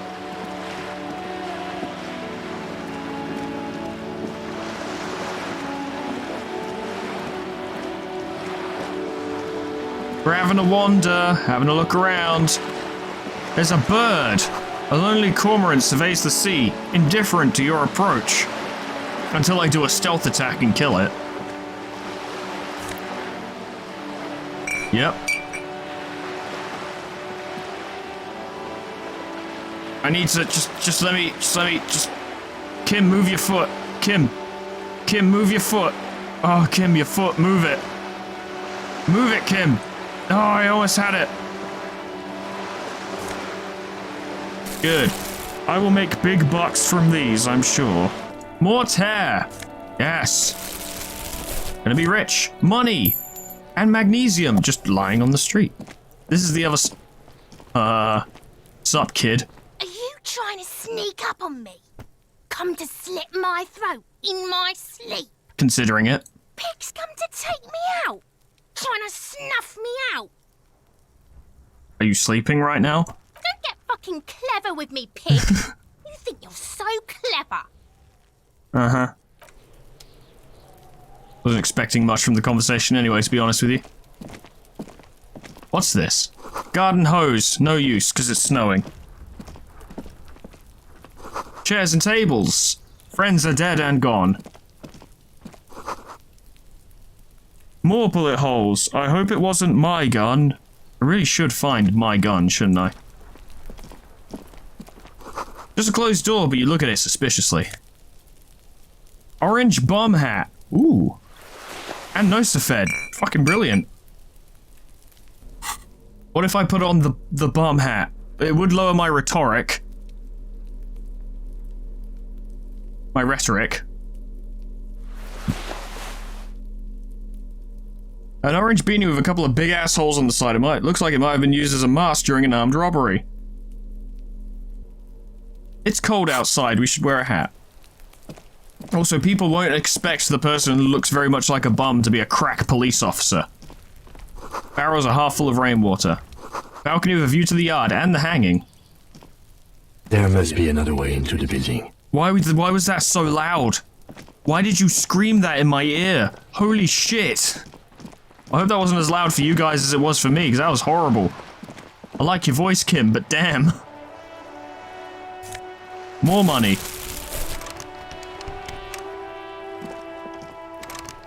Can't open that. I guess if I had the pry bar, I could. There's a girl up there. Did she spill the paint? Hey, up here, Piggo. I'm a piggo. What's up? The streets will flow red once more. A great torrent rushing down Rue de Esperance. You wait and see. Oh, I'm sure. The streets will not flow red with anything. You say that. Who are you? Hello. I'm Cindy the fucking Skull. Uh-huh. What else do you want to know? Date of birth, blood type, the last time I was tested for Hep C. Hep. Yeah, when were you last tested? Had a battery of tests just last week. I'm practically a patchwork of interesting critters. Kinda like a man-o'-war. Despite the attitude, she puts the brush aside. Keep looking off to the side. What are you looking at? The lieutenant furrows his brow at another one of your eccentricisms. That's not eccentric, it's just a question. She nods disdainfully toward the woman performing maintenance on the dock next to the pier. Hatred, disgust. It's difficult to tell which of the two is more present in her girlish features. But she's not pleased. The woman on the boat does not notice her staring. She looks rich. Maybe she can tell me things. That is on her. Someone's got to keep an eye on her. Who is she? Probably the Wild Pines rep. We should talk to her. She's a professional negotiator, though. I have the feeling she will be very cooperative while telling us nothing. Brilliant. You should take the lead. Ask her unexpected questions, you know? Do your thing. Uh-huh. Don't be afraid to get a bit wacky. Throwing her off is our best bet. It's time for the wacky cop to do his thing. Don't worry, I've got this. Good idea, piggies. Run along now. Fuck her shit up good. Impound that boat while you're at it. I'd like to watch her swim back to us on. I could do with a boat. So what are you doing to the wall? Can't you tell? I'm painting a beautiful mural. Sure. Aereo graffitio visible from low orbit. I guess beautiful is subjective, isn't it? I haven't really started it yet. I'm waiting for the right words. She studies the wall, suddenly pensive. So you don't know what to write. Have you ever tried your hand at graffitio? When faced with a blank wall, most people write unimaginative stuff, like pigs go home and Mona was here. Well, Mona go home and Pigs was here. We rarely see pigs round here, though. Just union cads. And my name's not Mona, so... That's a downer. She wants it to be something true and total. I see. So why are you so committed to defacing the building? This place is severely lacking in havoc. Not even the occasional trash can fire to break up the tedium. Someone would consider that to be peaceful. I thought I'd mix it up, you know. Summon the forces of crime and social chaos with a wall-sized invitation. But to be fair, that kind of graffiti is hardly, bad. Really, it's fine. I have an opinion on it. Yeah? I love public art. Just keep it up. Thanks. I'm sure the inspiration will come to me now that I have an official RCM stamp of approval. The funny thing is, that's probably the one thing that could get her to stop. You've lessened her desire to deface the building. Fucking nailed it. Do you know anything about the murder? I ain't no snitch, pigstein. Go forth and forage in someone else's shit. No shortage of squealers in these parts. That's useful information in of itself, thanks. Actually, there is a shortage of people who talk to us in a normal, calm, informative manner. Don't tell her that. We weren't put on this earth to make your life pleasant, fucko. Makes a good point. Bye, Cindy. Watch your back, ungulate. You've got eyes on you. What a nice lady. Anyway, what this? Cape Side Apartments. Rue de Saint Ghislain, roundabout north. Inside the frame of a motorcycle and repairing the tools used to disassemble it. And free money. If I can find a fucking shop.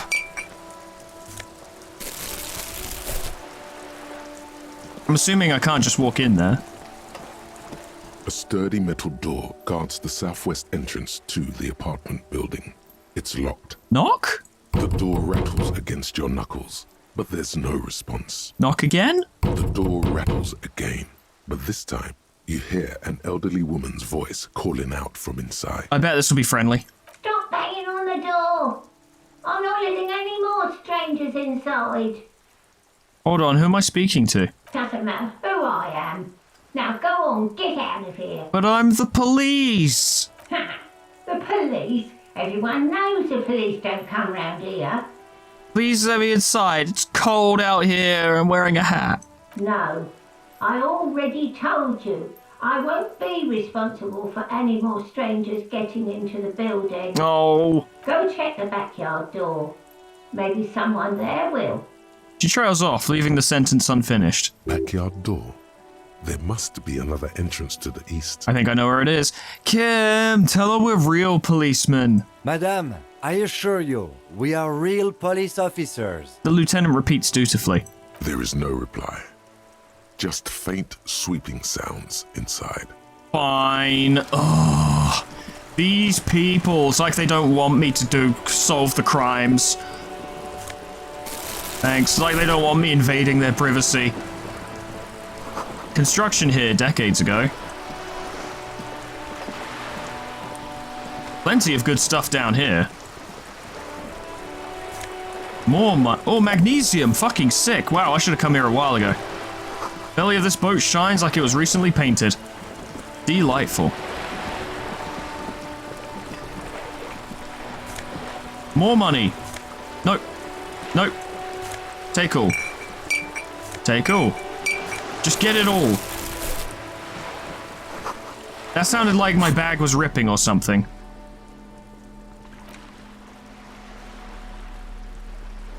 Contains 13 bottles. Wow, I have a lot. I really need to find a shop. Another bottle.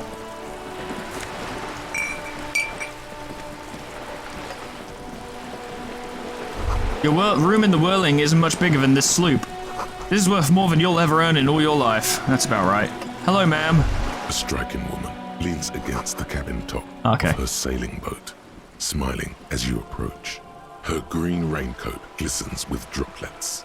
A silk scarf is tied around her throat. I'd like a silk scarf. I bet they feel really nice. Good afternoon, officers. I'm Joyce. How'd you know we were off? I guess we've got the patches, but still. But how'd you know we were officers? Joyce L. Messier. I represent the board of Wild Pines, the owners of the harbour. You gentlemen must be from the RCM. I will shake her hand. I'm glad to see you here. Her grip is tight and cold. Like steel. There is strength there. If she wanted, she could sink her nails deep into your skin. Ominous. I was dispatched to handle a strike, not a lynching. Anything I can do to assist the RCM in this matter, I will, gladly. Uh-huh. That is good to hear, madame. My colleague will take the lead on this interview. I should let you know that he is recovering from an unusual medical episode. Very unusual. But I can assure you of his ultimate competency. Really, we should send him home. Very home, but we're not, and he's here. It happens quicker than a shooting star. But did the lieutenant just wink at you? Oh, yeah. How interesting. I wish you a swift recovery.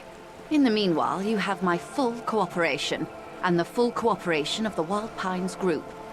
You're rich. You seem rich. Can I have some money? Is what you want to say, but it isn't that easy, is it? Well, why not? Look at that lady. Take a gander. Squint your eyes, bub. What nice fabrics. Why, yes. Tucked away under that sturdy green raincoat, almost rustic in its simplicity, a silk shirt and matching scarf around her gentle throat. Okay. While dull orange pearls hang from her earlobes, red from the cold. Her light green eyes scan you, full of knowledge and worry. Wealth and all its possibilities. Uh-huh. These are the kind eyes of the rich man that seem to say everything is possible. So? Now look at you. You misery-clad simian. Oh. Barely able to tie your own laces. No, I can do that. Your armpits are lakes. Oh, yeah. A scythe of booze precedes you. Yeah. Your hair sticks to your forehead and your underwear feels uncomfortable. What's your point? You're poor. Poor as balls. You can't ask this person for money. You're too... To be fair, yes, I should make my own goddamn money. Maybe you could ask her for some stock tips. That's a maybe.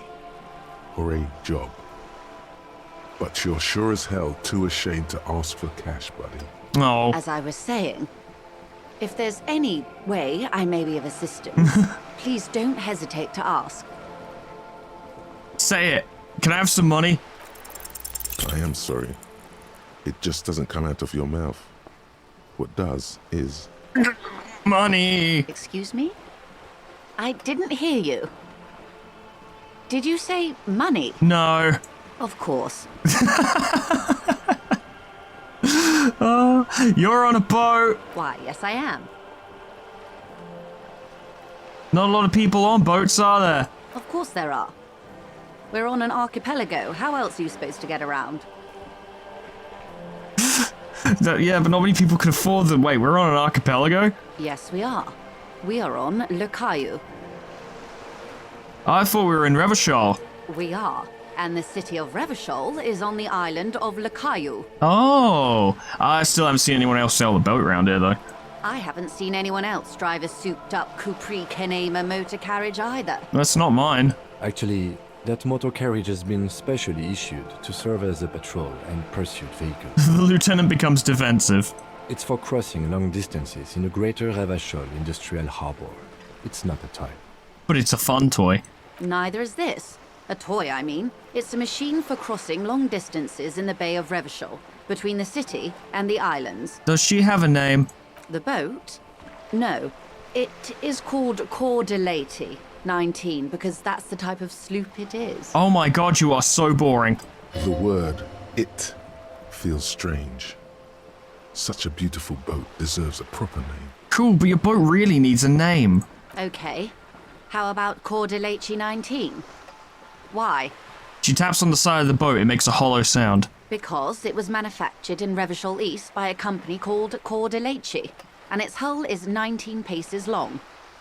How about Dolores? Why Dolores? I don't know, feels pretty. Well, it means nothing to me. I think I'll stick with the factory name. But thank you for the suggestion. Ah, you're missing out. Leon named his gun Matilda, and that gun is awesome. What kind of boat is it? It's a pleasure craft. A 19 pacer. It also happens to be rated for Category 1 racing. Though these days I mainly use it for business. These days? So you used to race it? How'd you like it? My sloop? I like it a lot. It's the eel's hips, baby. Her lips curl into a wry smile. I'm enjoying this part of the interview. It has so little to do with the murder we're investigating. I know, right? It's a nice change of pace. I really do, the lieutenant thinks. Is she thrown off yet? He's looking at the woman, assessing her. You have a license for this boat? Officer, I assure you I'm a highly qualified pleasure craft operator. Yeah, but that's not what I asked. The crowns of her teeth are porcelain, white as the boat's hull as she smiles. Her nonchalance might be related to something called the Wayfarer Act, a law that says she doesn't need a license. Sly fox, you're not aggressive enough to harass her further on this. Alright, I think I have a handle on the boat thing. Good. You seem smart. I need someone to give me a lowdown on this, reality we're in. This reality? I got so drunk I forgot literally everything. What? She chortles, nearly spilling her tea. I woke up in a trashed hotel room, superstar style, and before that, everything's a blank. Such an acute encephalopathy. Just doesn't seem possible.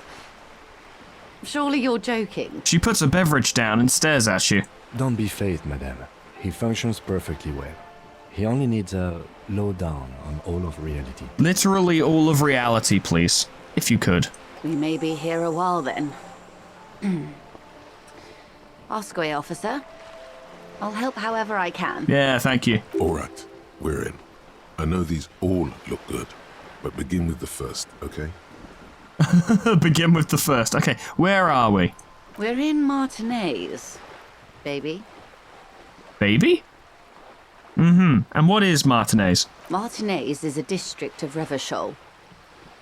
A very small district tucked away near the industrial harbour, north of the 881 and Jamrock. She looks around, her green raincoat flapping in the wind. You would be excused for not knowing about it. Unimportant, they say. Forgotten, even. Shelled to smithereens during the Revolution. It has its charms, just not this time of year. More about Martinez, please. I'm not a good ambassador. I've only been here once before, as a teenager.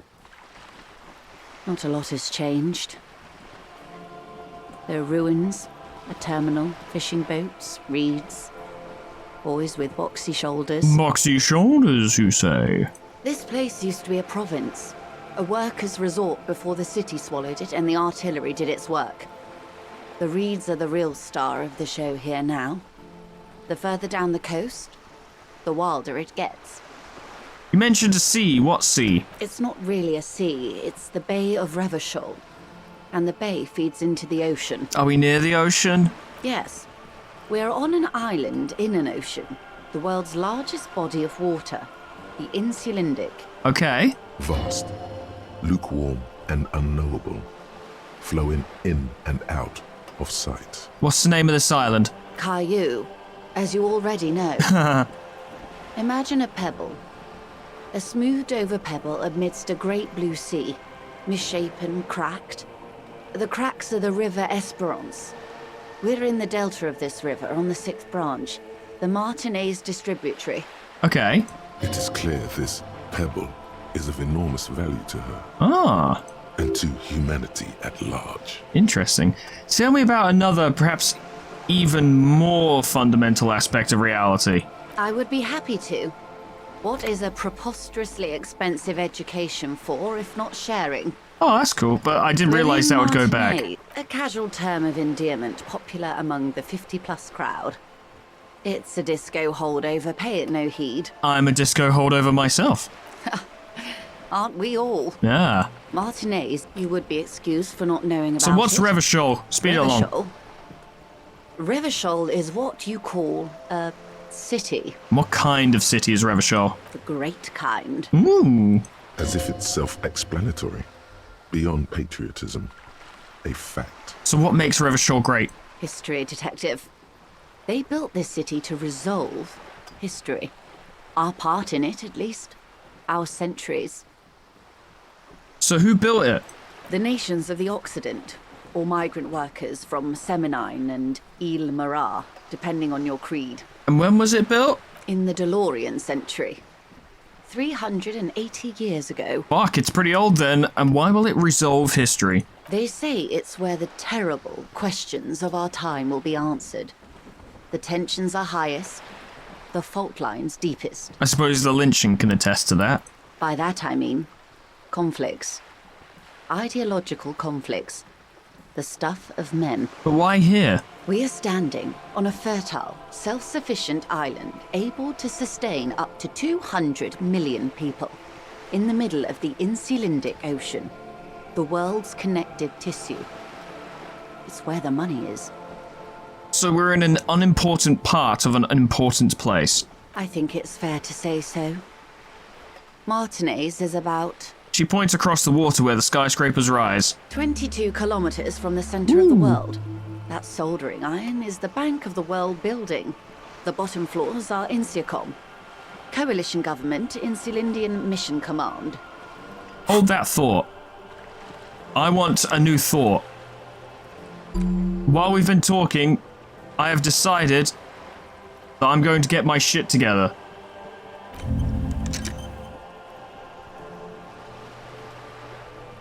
Okay, good. Alright, please continue. Look to the sea. Silence. She lowers her hand. The water, the light. It's as though you're seeing it for the first time. The first time. There is no recognition. Only the immensity of the sea and the cold radiating from it. Where are we? We are where we are. I have no truer answer to give, unfortunately. She watches you closely as you scan the horizon. What did we just get? Jamais vu derealization. Revachol Special Administrative Region, Le KO, the Insulindian Ocean, Coalition Government, Insulindian Mission Command, name after name, and none of them is familiar. They seem real, but something is wrong. You feel like a kid looking at stickers on the fridge. Truvant, the Apricot Company, World Games 34. You can almost see a hand reaching out for them, scratch at the corners, see if they peel loose. This was like the most important of all the thoughts, the one you must truly complete. Unfortunate that I just took up one of my slots, but okay. Good to know. Continue. This is one thought you need to complete. Where are you? Good to know. Was there something else you wanted to know? I remember something about a lowdown. Okay. This has been informative. Thank you, man. I'm sure my memory-impaired partner has many more questions to ask. He turns to you. About even more fundamental aspects of reality. Oh, yeah. Might I suggest not asking them all right now? Ma'am, Monsieur will be here later too, and tomorrow. Isn't that true, ma'am? Absolutely. My commitment here is long-term. But won't I be lazy if I don't do it all now? Oh, of course not. You are already diligent for getting this far, and diligent boys remember where they left off. Thank you, Kim. Indeed. I'm always at your service. Conceptualization impossible. What is reach for something fundamental?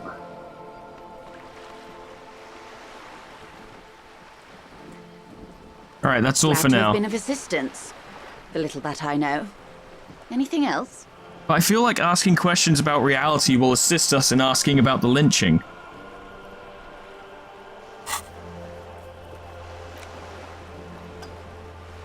I guess the game's trying to say, don't just stay here and do it all in one go because you've got shit to do. Fair.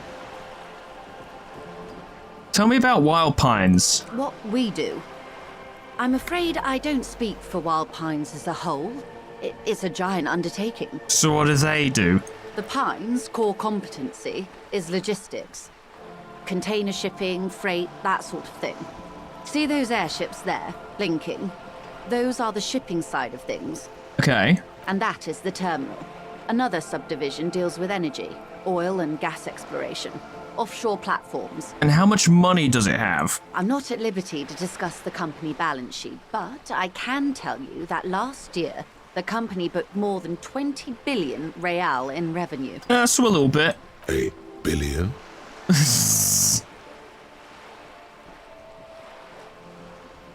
What exactly is a billion? It's a number, officer.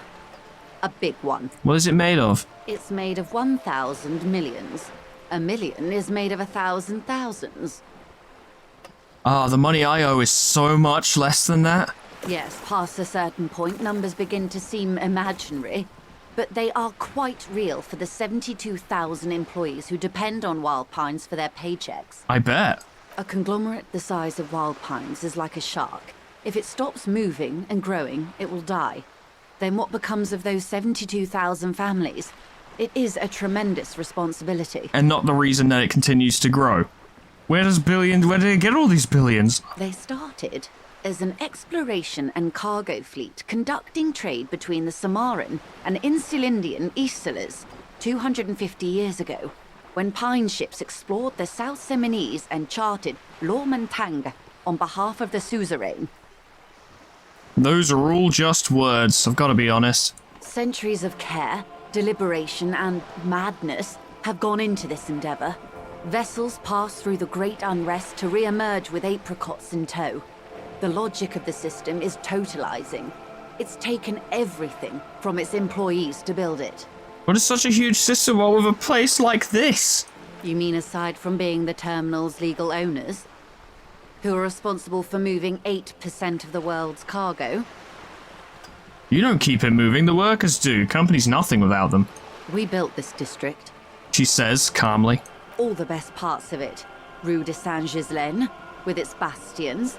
The plazas Meteor and Mosaic. Even some of the old street lamps have been put back thanks to the investments from the WP. She points behind you where the seawall rises. Before Martinez was swallowed by the industrial harbour, even before it was part of Revachol, long before Terminal B was erected here, the Pines built it as a resort for its Revacholian employees. I see. A company getaway, for a weekend or a summer holiday. Then came the revolution. But that's another matter. I'm here to make sure the Pines can fulfill their responsibilities to the place they built. With your help, hopefully, says her warm tone. I see. Herd of billions! Do it. Voila, you're doing it. Voila! Can I have some money, ma'am? Of course. How much do you need? A lot. She's surprisingly nonchalant about this. If anything, your finally asking it has relieved some of the tension. I'd love to ask for 10,000, but I fear if I ask for too much, she will just drop it entirely. And the game's not going to give me 10,000 real just because I asked. That's absurd. It would break the game. It would be nonsense. But 60 real, that's more reasonable. I need 60 real. That's a good sum. Not too small, not fantastically large. Nailed it. She reaches into her raincoat and pulls out a zip bag, and in it you see paper notes arranged like black gills. I'm getting money! She removes a few notes and hands them to you. The paper is cold and oily to the touch. Oh my god, I might be able to stay in my room. There must be about 200 real in that zip bag, maybe a little less, plus some change at the bottom. God damn. So, I hope I didn't just bribe you, officer. It may not be technically illegal under the Emergency Act, but still.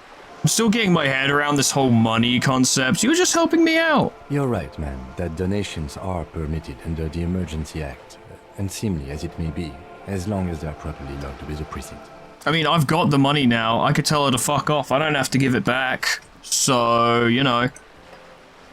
Which he most certainly will do. Now, how else can I help the RCM today, besides supplementing its salaries? I can't wait to go pay for my room and then sleep somewhere tonight. I don't even need to be a hobo cop. What can you tell me about this strike? Everything. Right up to, but not including, trade secrets. But what if I want to hear about trade secrets? First, you'd have to repeal the Emergencies Act of Trade in Aliments. That gives me the right to silence. It's quite the octopus. An octopus? I will slay it! Good luck is only kept in place by the vested interests of half the civilized world, including your own. Oh, that's a strong octopus. What the ma'am means is that the Emergencies Act and the RCM both get their authority from the coalition government. I see. But I am derailing us. You wanted to know about the strike. So what's your role in this? I believe the official title is Senior Labor Negotiator. In practice, I'm a grocery clerk. Ha! I relay the union's demands to Wild Pines and return with Wild Pines' counteroffer. Okay. And how are the talks going? They're not. That's the problem. The union stopped all negotiations a week ago, after that awful lynching took place. Yeah, that'll do it. Wait, she just admitted that the lynching and the strike are connected. Aha! Now they won't even let me into the harbour. There's a 2-meter 20 racist behemoth blocking the gates. So the strike is connected to the lynching. Yes, I believe there is a connection. But that's a subject for later. Her eyes narrow. Tell me about this behemoth. What can I say? The union employs a giant covered in tattoos. A racist giant. I guess that's part of their big tent organization now. I've not seen such a creature. How are the talks going before the lynching? Let's say I was not making the kind of progress I'd hoped for when I first arrived. I see. And when did you first arrive? 200 years ago. I arrived 3 weeks ago. Close enough. Yes, in the middle of February. The bay was still partially frozen then. I prefer to do these things on site, like the RCM. Mm-hmm. But the strike began in December. He looks at his notes. I wasn't the original negotiator here. I took over after Mr. Gaumont hit a wall with Mr. Clare, the union boss. Mr. Clare refused to speak with Gaumont despite concessions he'd granted the union in prior negotiations. I see. This isn't the first time the union has gone on strike. Are you surprised? Truly? Heavens no. There have been 2 prior strikes. Both times the union won significant concessions, including overtime pay and a medical plan. Oh, how elaborate. This time their demands are more, I guess you could say, aggressive. Curse those workers for wanting basic care. And insurance for their families. What happened to Gaumont? Mr. Clare told him to... How did he put it? Fuck off, midget. Gaumont is short of stature, you see. Not cool. Keep in mind, this is a negotiator Mr. Clare has worked with before, and who was more than fair with him and the union. So what are their demands? There are leaflets everywhere, and banners. What did they say again? Oh yes. Every worker, a member of the board. Every worker a member of the board. Interesting. It's definitely one of those things where if it works really well, and if it doesn't work, it's a disaster.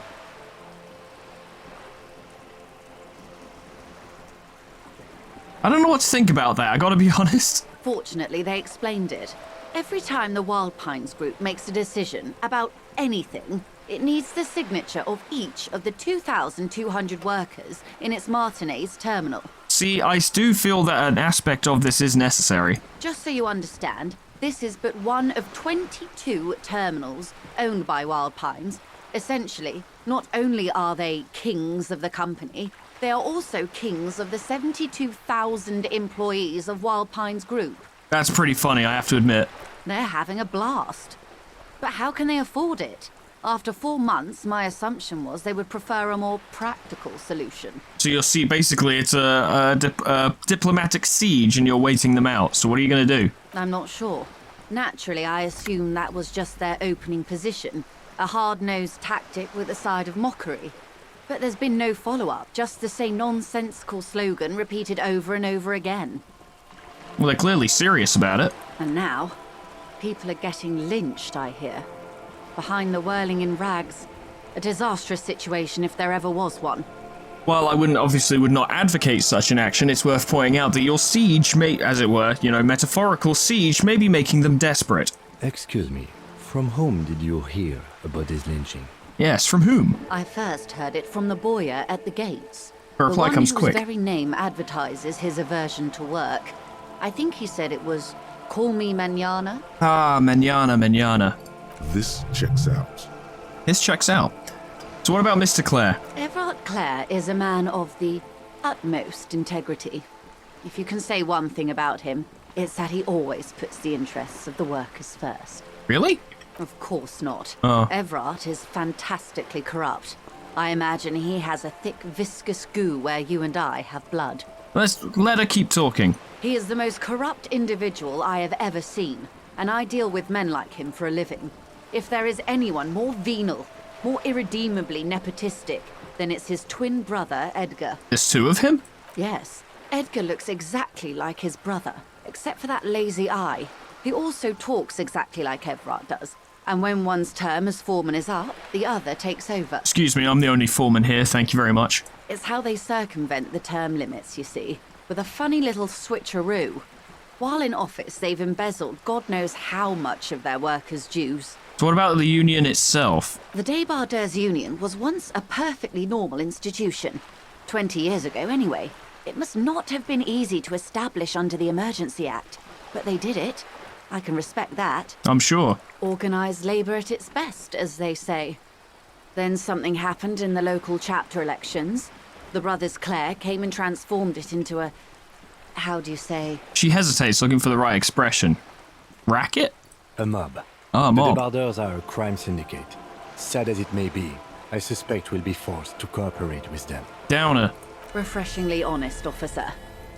The company has tried appeasing in the past, but I'm afraid our concessions have only emboldened Everard and his brother. She turns to you. Hold up on that. I need to get my shit together.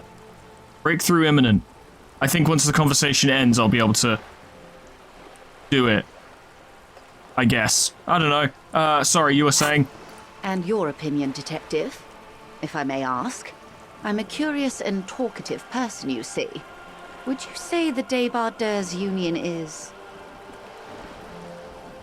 The Débardeurs are a crime syndicate. Well, that's a hard thing to really judge, because obviously, you know, the two people at the top are likely just as corrupt as the Pines, where it's all just attempting to take money from the people below them, using the people below for them to make money, but it does seem like an effective advocate in a sense in this specific circumstance, because they are forcing the Pines to come to negotiations. But a mob, I mean, like, a crime syndicate is typically a bit of a leech on the society in which it's based in. There are exceptions, of course there are, but by and large... 4 seems boring, to be honest. It seems way too boring a response to give here. Preferring not to have an opinion on these things just sounds like a cop-out.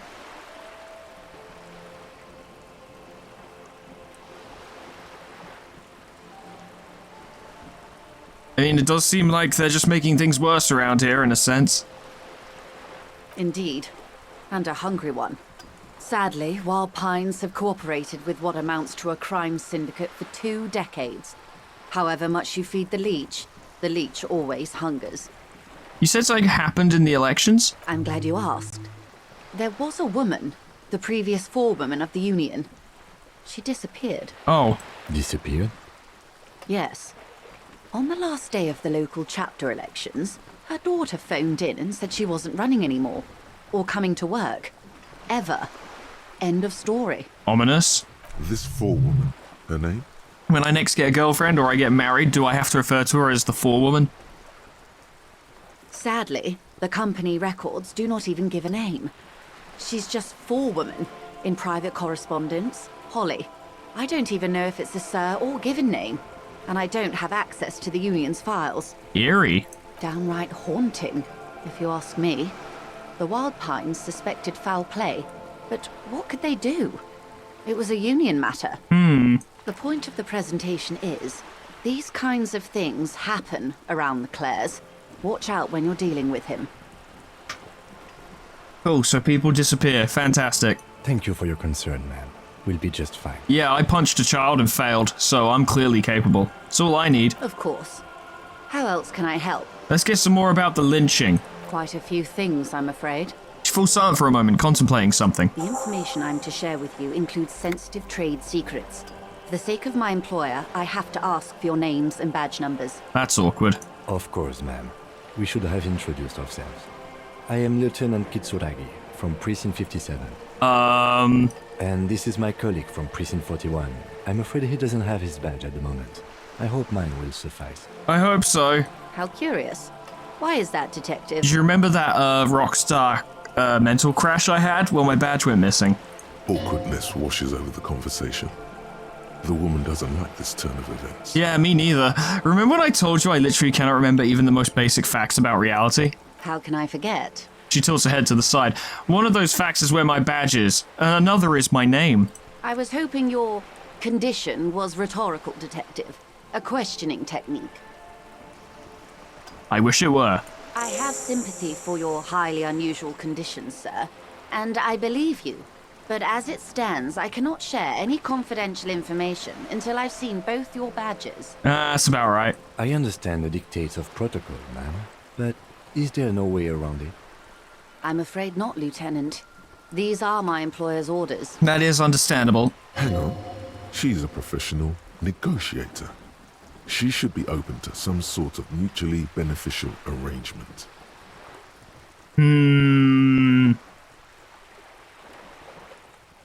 How do I negotiate my way out of this? Feelings Fuck. will guide the way.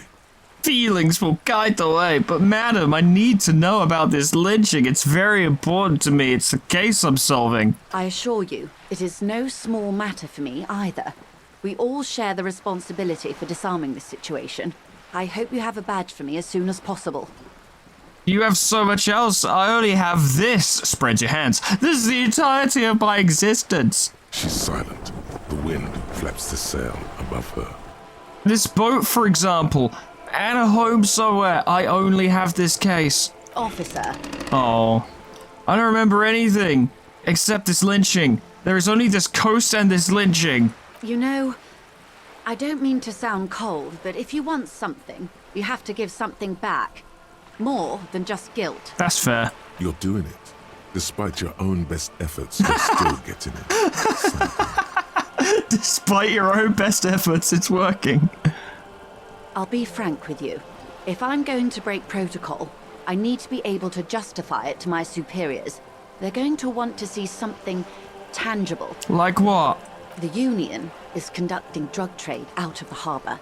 It's an open secret in Martinez. Surely it must not come as a complete surprise to the RCM either. Perhaps it's time to look into it. Ah, a side case to open the main case. Or you can find your badge, which honestly seems like a lost cause. Just like me. Detective, a word in private before we continue. Excuse us for a moment, ma'am. Let's do this first. Volumetric ship compressor. Yes. Bizarre scientific news from Revachol West today, where a police officer's shit has been observed at a pressure of around 495 gigadecimals. Holy shit. These metallic hydrogen levels of shit togetherness were thought to exist only at the center of collapsing stars, not law officials. It remains to be seen how long the shit singularity lasts. I have truly got my shit together. All endurance white checks unlocks. Learning cap for endurance raised to 4. Good. Unfortunately, I still can't get any new thoughts, which is a downer. I need more experience. God, I need experience points desperately. Yes, Kim, what's up? Kim, I'm trying to talk to you. This is not going quite as I hoped it would, Detective. The lieutenant's voice is hushed. How did you hope it would go? Honestly, I was expecting you to use your unorthodox technique to keep her off balance, and not volunteer us to be her henchman. Really? I thought it was going so well. This woman is running circles around us. She might have known about your misplaced badge all along, or she's simply an adept improviser. Either way, we've played straight into her hands. I don't know about that. He doesn't let it show, but there is a limit to how much the consequences of your unprofessional behavior can cost the investigation. What do you propose, that we just don't investigate the drug trafficking? No. If there is reasonable suspicion, we must investigate. Otherwise, she could claim we are siding with the Union, or that we are on their take. We'd never hear the end of it. What I propose is, we ask her, then we investigate, briefly. But do not share the outcome of this investigation with her. We tell her it's done and demand for her information on the lynching. We could just find my badge. Oh, that would be fantastic, but do we have the time? The world is large and your badge is 8 by 6 centimeters. You could request a new one from the station, but that would literally take months. Alright, I'll handle it. I'm sure you will, Detective. Let's get back to her then. You're back. Good. What can I help you with? All right, tell me about it. It's quite straightforward. Someone is using Terminal B to smuggle raw ingredients from the Samaran Isola into Revachol with the Union's blessing. Wild Pines has suspected it for years. Ingredients for what, ma'am? What exactly? Meth and dextroamphetamine, GBL, and various synthetic psychedelics. Honestly, it might be quicker to say what you can't make from the stuff. Okay, so the materials come from Samara to Revachol through the terminal. Yes. After they clear the terminal, we lose track. The actual production is taking place at various sites in and around Jamrock Quarter, north of here. Wild Pine seems to be well apprised of the local drug trade, ma'am. Do you mean to say the Union also produces the product? Sells drugs, I mean? We're in logistics. It's our business to know. And no. As far as the company knows, the Union does not produce it. They transport the ingredients for a cut. And you want us to investigate? Yes, but you won't get anything out of Evrat and the Dock Workers Union. Still, every chain has its weak link. So am I gonna need bolt cutters? Unlikely, officer. I'm talking about the lorries. Once the ingredients reach Jamrock, they're distributed to a network of local manufacturers, well beyond our grasp. But in transit, they may be vulnerable. I see. Perhaps you've noticed that a number of lorries are tangled in a traffic jam at the roundabout just now. Interview the drivers who are still hanging about. One of them might be waiting for a crucial shipment. I'll be explicit. If you find this driver, I will share company secrets with you. Why didn't you come to us about it before? We did. Oh. On more than one occasion. Apparently, there's some sort of inter-precinct disagreement about whose jurisdiction this area falls under. Right, the pissing contest. We know the company has launched its own probe into the Union's alleged involvement. We also know it's come up empty. It's not just the RCM. No one's been able to find any hard evidence.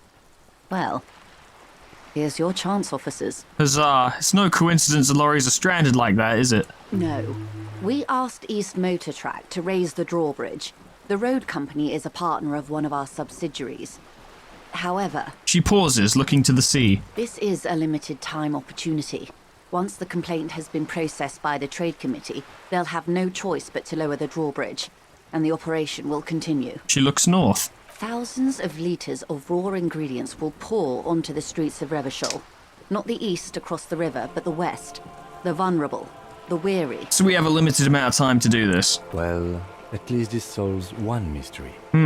What is that, Lieutenant? Why I had to call East Motor Track and beg them to open a drawbridge for me. I'd wondered since I first drove in, on my motor carriage. I am sorry for the inconvenience, Lieutenant Kisaragi, but we need them trapped here. This is a unique opportunity. I'm sure you understand. So what proof do you have? How do you think they're financing this strike? There are thousands of unpaid dock workers going strong for the 4th month straight. So you don't really care in the grand scheme of things, you just want to cut their financing so that the siege will be lifted, as it were. There was a shakedown of local businesses preceding the strike. Many were squeezed to bankruptcy to fund it. With all due respect to these desert cacti, the contents of a few cash registers cannot provide for 2,000 men. The local businesses can scarcely provide for themselves. Do you think the strike is being funded with source ingredients for drugs? Precisely. Smuggled out of that very gate at night, most likely, then loaded onto lorries and driven to Jamrock. You simply need to find one driver who will open up to you. We already have some suspicions that one of the drivers was present at the lynching. The two might even be connected. I doubt it, but possibly. Or not. Though, if you have evidence to the contrary, I'm eager to hear it. Yes. As eager as I am to share it, Lieutenant, once the job is done. Okay, I made up my mind. Yes? I mean, we gotta try. We'll accept it. Excellent. According to my reports, there are at least 3 lorry drivers lingering near the roundabout. Hopefully one of them will know something. It may come to nothing, or it may just blow the case wide open. I can keep the drawbridge up for a few more days at least. You should have the time you need. Good. In the meantime, let me know if there's any other way I may be of assistance. She takes another long sip from a seemingly bottomless thermal cup. Okay, that's all for now. Of course, Detective. Take care. That was a long conversation. There's something I wanted to do at the end of this to end the episode, but I can't fucking remember what it is. Let's head back at any rate. We'll figure some stuff out. I still need... Well, oh yeah, I was going to try and pay off my room. Yes, that's what I wanted to do. That's how I wanted to round it off. I was going to go talk to Gart and see if I had enough to pay off my room, because I managed to negotiate him down with my Sambo style. So I might be able to just pay it off with 60 real and be done with it. Can I help you? So about that money I owe? Yes. Have you got it? How much do I owe you? For the room, 60 real. I have your money. Well? Here it is. Sorry for the trouble. Great. Thank you, officer. That's all I wanted. Payment for services rendered. And I have done it. It's good you paid before 9 p.m., or your door would have been locked electronically. Oh, thank God. So I do have a room. He taps his foot against a metal box installed in the back of the bar counter. Please pay for each night in advance starting tomorrow. 20 real per night. Oh, fuck. That's a lot of money. I'll take a room here too. He opens his wallet. Of course. Always happy to have officers from the RCM as guests. Anything else I can do for you? Goodbye. There we go. I have secured my position here. Should I keep focusing on these, or should I start leveling? I'll tell you what I should do. I should level up endurance. There are 2 reasons why I should do that now. A, to make sure I don't die, and B, to try and investigate that body. Accept changes and close. Speaking of which, let's try the body one more time. Oh, it's misty. We'll try it one more time, and if it doesn't work, well, even if it does work, we'll end for today. You're still here? Jesus Christ. There he still is, looking right through you with his white eyes. The body below is entirely dedicated to that corpse smell. Emitting it is all it does now. Let go of your nose without throwing up. As you breathe in, the odor comes over you. It's a smell of the mind telling you to run, and your stomach to wring itself empty. With your hands at your sides and your eyes squinting, you stand in it. Do they always do that? They do after 7 days, yes. We are deep in decomposition here. Yeah, for real. The man before you is naked, but for a pair of underpants and enamel boots. His skin is greenish, marbled with decaying veins, and blotched by lividity. It's bad. A fading web of tattoos covers his chest and shoulders. The cargo belt used to fasten him to the branch above appears industrial in strength. Oh yes, looking closer, it's not his belt that's hanging him, it's a cargo belt. Okay, let's look at his boots. The material appears to be ceramic. Its clean white stands in stark contrast to the decaying flesh above the knee. The man wore thick polymer socks, probably for padding. A fine array of interlocking plates covers them. Solid boots. Delicate and fragile, they feel alien to the world around you, out of place somehow. Huh. These are clearly not boots.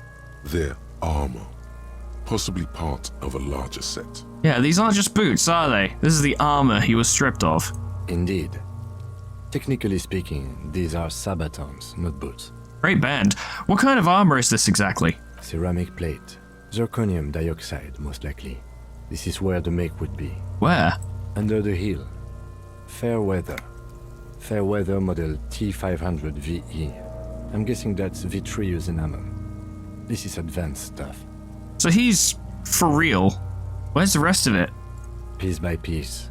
He's been out here for 7 days. It would be odd if they didn't. Sure. We should keep a lookout for these species. The armor could yield information. This is one thing he might actually know. More reason to get him some cigarettes. Maybe he was just wearing these boots and there is no rest of the armor? No, I think he had something precious underneath the clothes. They had to remove the jeans and shirts we found to get to it. And this kind of armor is often worn under fabrics. But what if they told him to do it before they hung him, to demean him? They usually hang them completely naked for that. La puta madre, the Mazda, the Besmerties and the like. This one still has his underpants. Yeah, so there was a purpose. Fucking talking about underpants. Fuck off. You sentient pair of underpants. The material looks out of place here. It is. It's expensive. Lieutenant draws a line in the condensation on the ceramic with his index finger. We've requested similar material for our tactical units for years now. The constabularies deemed it too costly. In that time, we've lost 6 men to semi-automatics. And that would probably protect them. How much are we talking about? For a full set, about 4 years of wages. That's a lot, I take it. As a wage, it's regrettably small. But for a piece of hardware, yes, that's a lot. How could this man afford it? That's for us to find out. My initial report on the area suggests he was a security guard for the harbor company.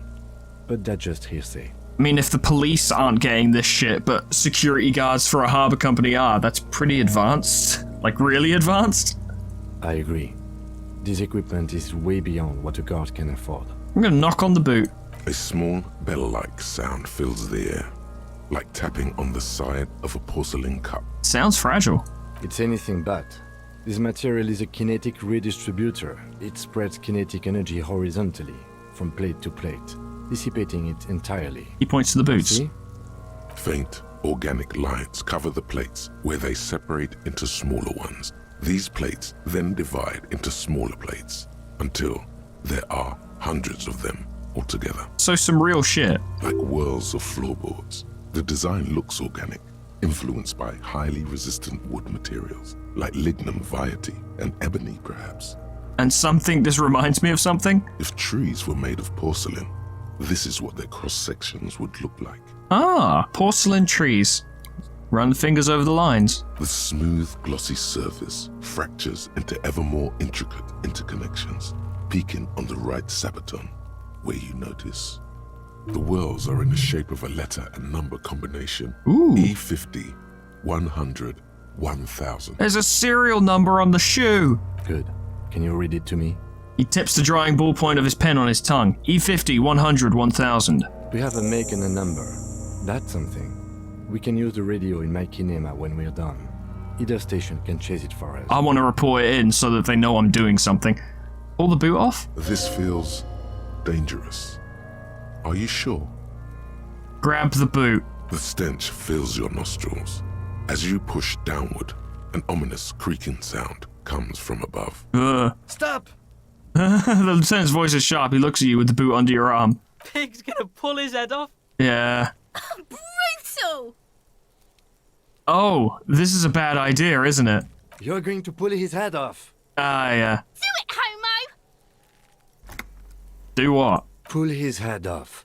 There's no point performing an autopsy if you do. We'll have compromised the coroner's case. Yeah, that's pretty bad. What are you trying to achieve anyway? Why are you hanging on to that boot? Are we not detectives? There might be clues in the boot. How many clues do you need? You already found a number. Besides, He taps on the boot. there's no way you're getting them off. All the organic matter in his body has been flowing down into the boots. They are fused to his feet now. Why do you think the locals haven't scavenged them yet? Good point. You're sure there's a way to peel them off, but first the body needs to be down, and second, it would probably be better if the lieutenant wasn't around. We don't need them. It would be dishonorable. All right then, you can pay the hostel bill in honor points. How many honor points have you collected? There are honor points? Of course there aren't. Don't be naive. No. You still feel as though there might be some honor points, and if there are, you've surely earned one. I'd like to think so. So what's going to happen to the boots? Processing will take care of them. With the situation in the morgue, it will yield nothing. But we must pick our fights. Should we continue? Let's look at the corpse. The cadaver slowly twists on the cargo belt, his torso covered in tattoos, and extremities blotched pink and blue. It occurs to me now. It didn't occur to me while we were doing that, but the boots were the first thing we investigated. There's like 4 other things to investigate, and I nearly destroyed the body, basically, on the first clue, which would have been catastrophic, as well as the effect on the eventual necessary coroner report. Let's look at the belt. The hangman's knot is pulled tight by the weight of the corpse below. Yellow, hard-edged polyester cuts into his neck. Above, a sliding buckle ties the belt to the branch. What kind of rope is this? It's a fucking cargo belt, you moron. Industrial strength. The kind used for tying cargo to lorries.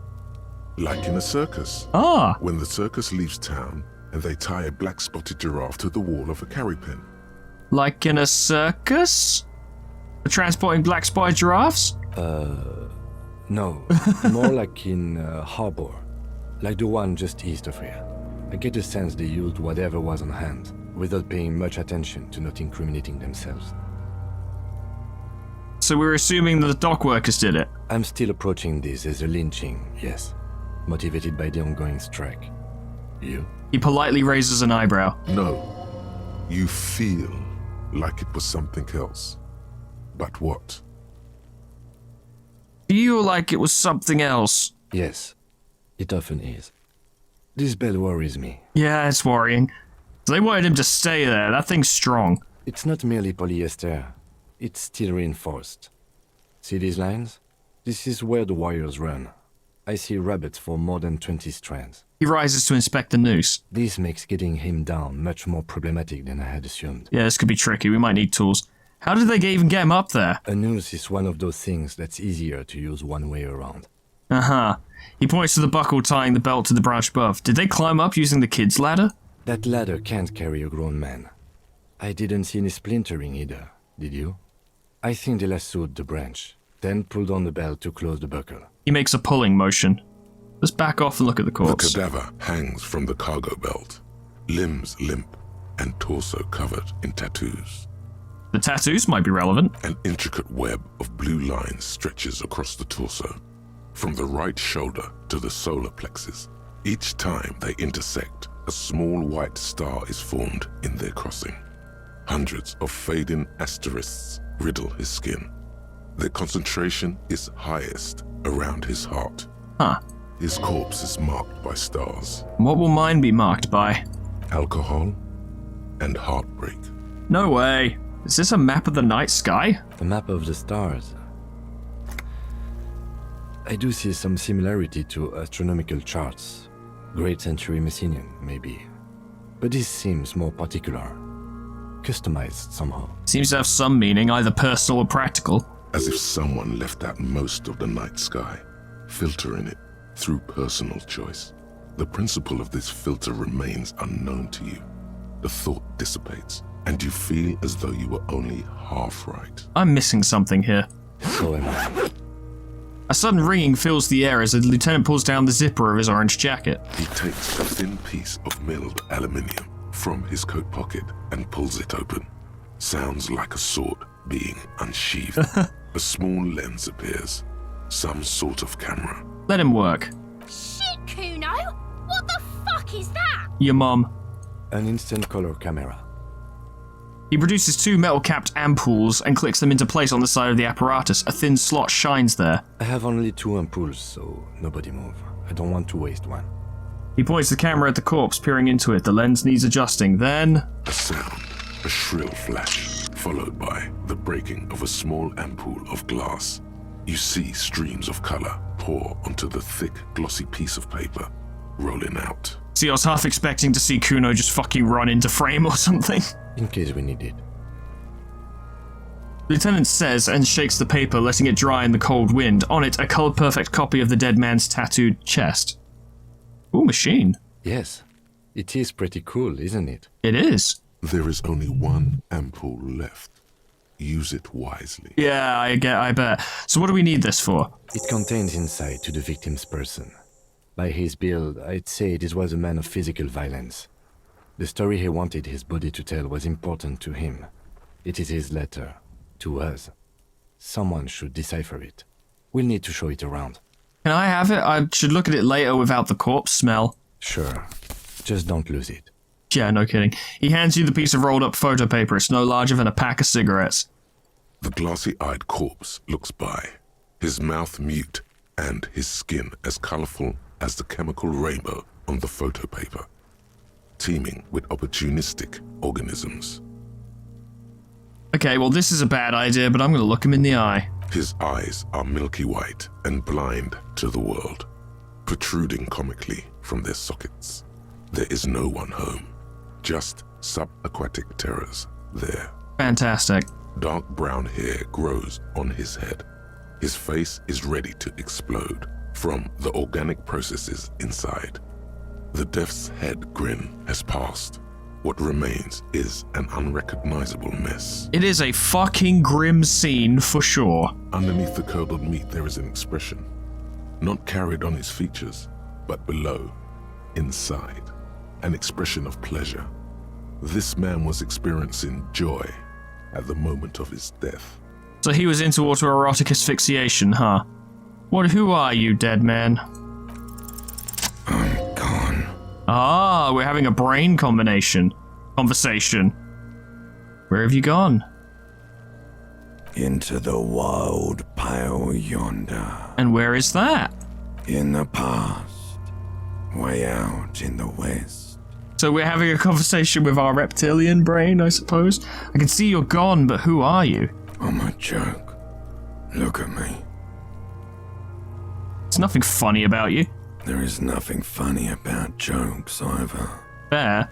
Who were you when you were alive? A killer. A motherfucker. And a killer. I have to assume. Got another question. Go ahead, Cobbo. I hate you. You stink and you're boring. What's happening? What do you mean? I'm talking to you. It's the power of your... Black frothy liquid starts bubbling on his lips. Imagination. Indeed. Yeah, man! Don't be crazy! Inanimate objects and dead people can't really talk to you. Your wild imagination is doing this. Ask some more of those questions you love so much. Thank you, horrific necktie. I think I will. He loves those. I do. Why do I love questions so much? Because you're a copperoonie. Look at all of them go. Do you want more questions? Give me a comical amount of questions. Coming right up, copperoonie Rooney. This is getting upbeat now. Okay, I'm gonna waste a lot of time doing this, aren't I? Is my name Rooney? Fuck no. You're no Rooney. Do strike myself as a Rooney. I'm very good at football. No, you don't. Between you and me, your name is probably Harry. That is the impression I've gotten thus far. Why do I feel like I've forgotten something terrible? Because you have. Well, yeah. Who killed you? Love did me in, Brother Copo. It was love all along. Can you ask me a question? Sure, Lobo. I can ask you a question. Why are you doing this? Doing what? Looking at my face, motionless. Looking into my eyes, standing here. Why are you investigating my murder? I really don't have anything else to do. This case is all I have. I am all you have. Then you truly lost it all, brother.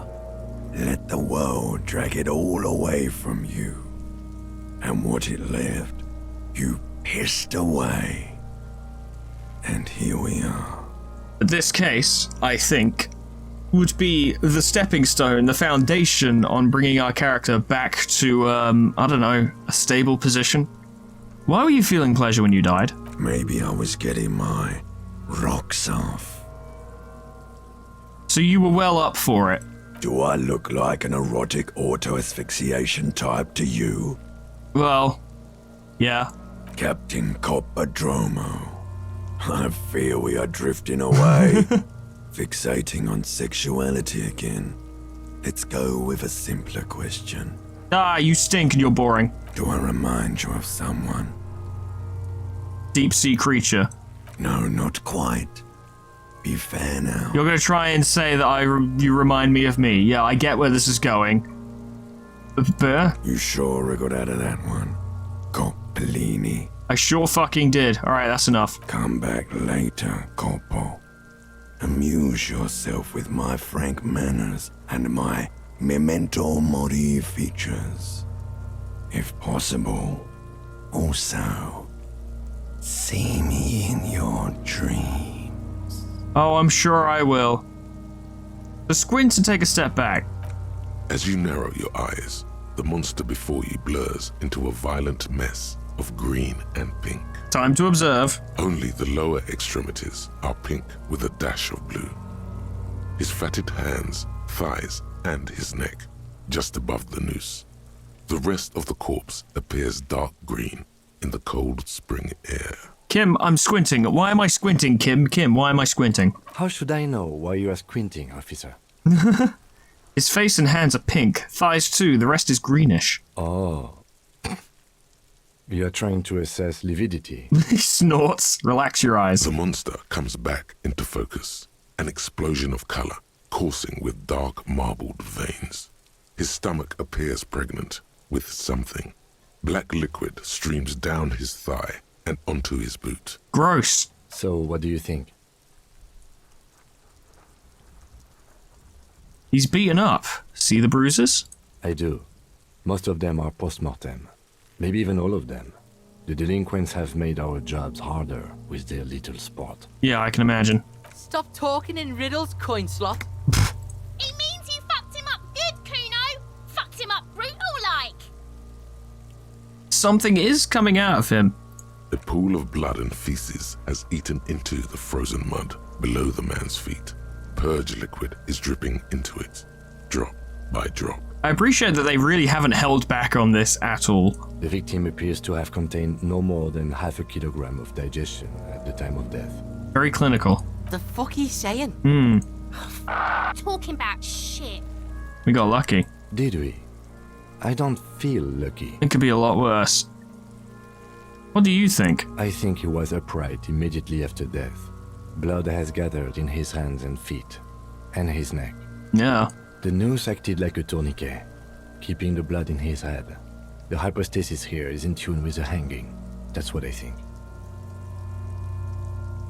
Could it still be that he was moved? There's always a chance. We should check for ligament marks on his neck to see if they're in tune with the belt. We'll have to get him down first. That's going to be a challenge. I think he's dead. I agree. Yeah. His personality is no longer a part of the world. Indeed. Totally dead. Completely dead. The world no longer stores his personality in its composition. There was a time for that, and it ended 7 days ago. That sounds about right, yes. He nods in agreement with this advanced piece of conceptualization. Having mulled it over, the lieutenant says the following. Our eyes back off. But there is no breath to catch. Only the cadaver filling the air and your nostrils. He slowly rotates before you, decomposing. So how do we get him down? Are you sure we finished the preliminary examination of the cadaver? We might miss some of these things once he's done. I'm pretty sure we've checked everything. You have a plan? The steel-reinforced belt presents a unique challenge. I brought chain cutters, but I don't see a good angle of approach to the belt. He's also way up higher than us. The cadaver is a good 1.2 meters up. Neither one of us can reach the belt without assistance. And even if we do, there's the question of cutting it.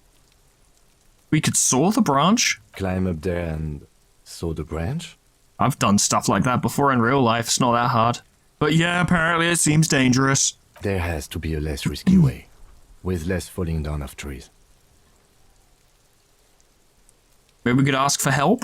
I was really hoping we wouldn't. The Union appeared to be suspect in this case. It seems like a dangerous route to go down. Well, let's consider other options first. Other options. The corpse twists on the belt, like chicken on a skewer. Maybe we could shoot him down? Yeah! Bang bang time, pig! Shoot his head off! It's not quite what I was going for. How? Shoot the belt and the bullet will break it? It absolutely will not, officer. That's not how physics works. I don't know how physics work. It will maybe cut one thread loose. Yeah, now we're talking. Entertain a Kuno with some shit. They'll miss! The pigs will miss Kuno! Fuck it, take the shot, Lieutenant, take the shot! I'll blow his head off. And? Take it! Take the shot! Yeah, take the shot. Kuno wants some of that shit. Silence. With his elbow sharp, the lieutenant unzips his jacket. Oh boy, here he goes. And produces a lightweight firearm. He drops a paper cartridge in the barrel, separates the scouring stick, and gives the cartridge 5 tucks. Oh, go on, Kim. Securing it in place. Yeah. He then steps back and assumes the fellow's position, taking aim. The corner of his eye twitches. His finger is on the trigger. Easy does it, partner. He's gonna fucking miss! The kid's voice is drowned in a shrill blast that echoes off the walls of the surrounding tenements. A cloud of smoke slowly parts in the air as the lieutenant steps back and says to himself, God damn it. Poor guy. He feels bad about it. About his eyes mostly. Just having bad eyesight. Probably from a young age. Whatever you do not console him. Right. Fucking idiot! Look about asshole! Kuno could have hit it easy, but then Kuno's not fucking handicapped, is he? Harsh. So what now? I have to say, it's beginning to look unlikely we can get him down without assistance. Can I have the gun? I'll give it a try. It's bad as it is. Us shooting firearms like punks. He pauses, then shrugs and proceeds to load the pistolet. Go ahead. I'm not stopping you. Just don't lose it. The piece shines in his outstretched hand. They only have one gun! It's enough to kill you. This is the sorriest pair of pigs Kuno's ever seen. Take the gun. Take it, you fucking banana boyka! Take it and shoot yourself in the mouth! Yeah. Feel the weight first. The cold piece of bakelite and gunmetal is surprisingly light. Your fingers fit right through the guard, instinctively resting on the trigger. I don't have any particular skill with this, so I don't know how much better I'm gonna do. The fuck are you waiting for, Kuno? Tell him to shoot himself in the mouth! Point the gun at the belt. The buckle comes into focus in your sights. You stand with your feet planted firmly in the ground and your left hand supporting your gun arm. Like a pro. Why don't you just shoot yourself in your mouth? At least you won't miss. Yeah, shut up. This is a red track and it cannot be retried. What if I close my eye? Your field of view narrows. The branch slowly moves, becoming entirely two-dimensional. The metal buckle glimmers, slick, with the falling rain. The corpse slowly rotates. Look, he's crying. You gonna cry now, fucking faggoty? It's not likely, is it? But we do love to roll the dice, don't we? Go on, lad. Go on, lad. Do it. Nah. Oh, I shot the corpse. A plume of smoke erupts from the barrel. Your hand goes numb. That went worse than I thought it would. With your ears still ringing, you lower the weapon to see what happened. I was pretty close. You missed the belt, but hit the corpse straight in the chest. Oh, that's not good. Bits of ribcage protrude from the skin. Oh, that's not good. Blood, only a murky sludge dripping down his belly. The sudden stink makes your eyes water. That's not great. Oh my god, he's gonna fucking cry. I knew it. What a mulko. Start crying, you're sensitive.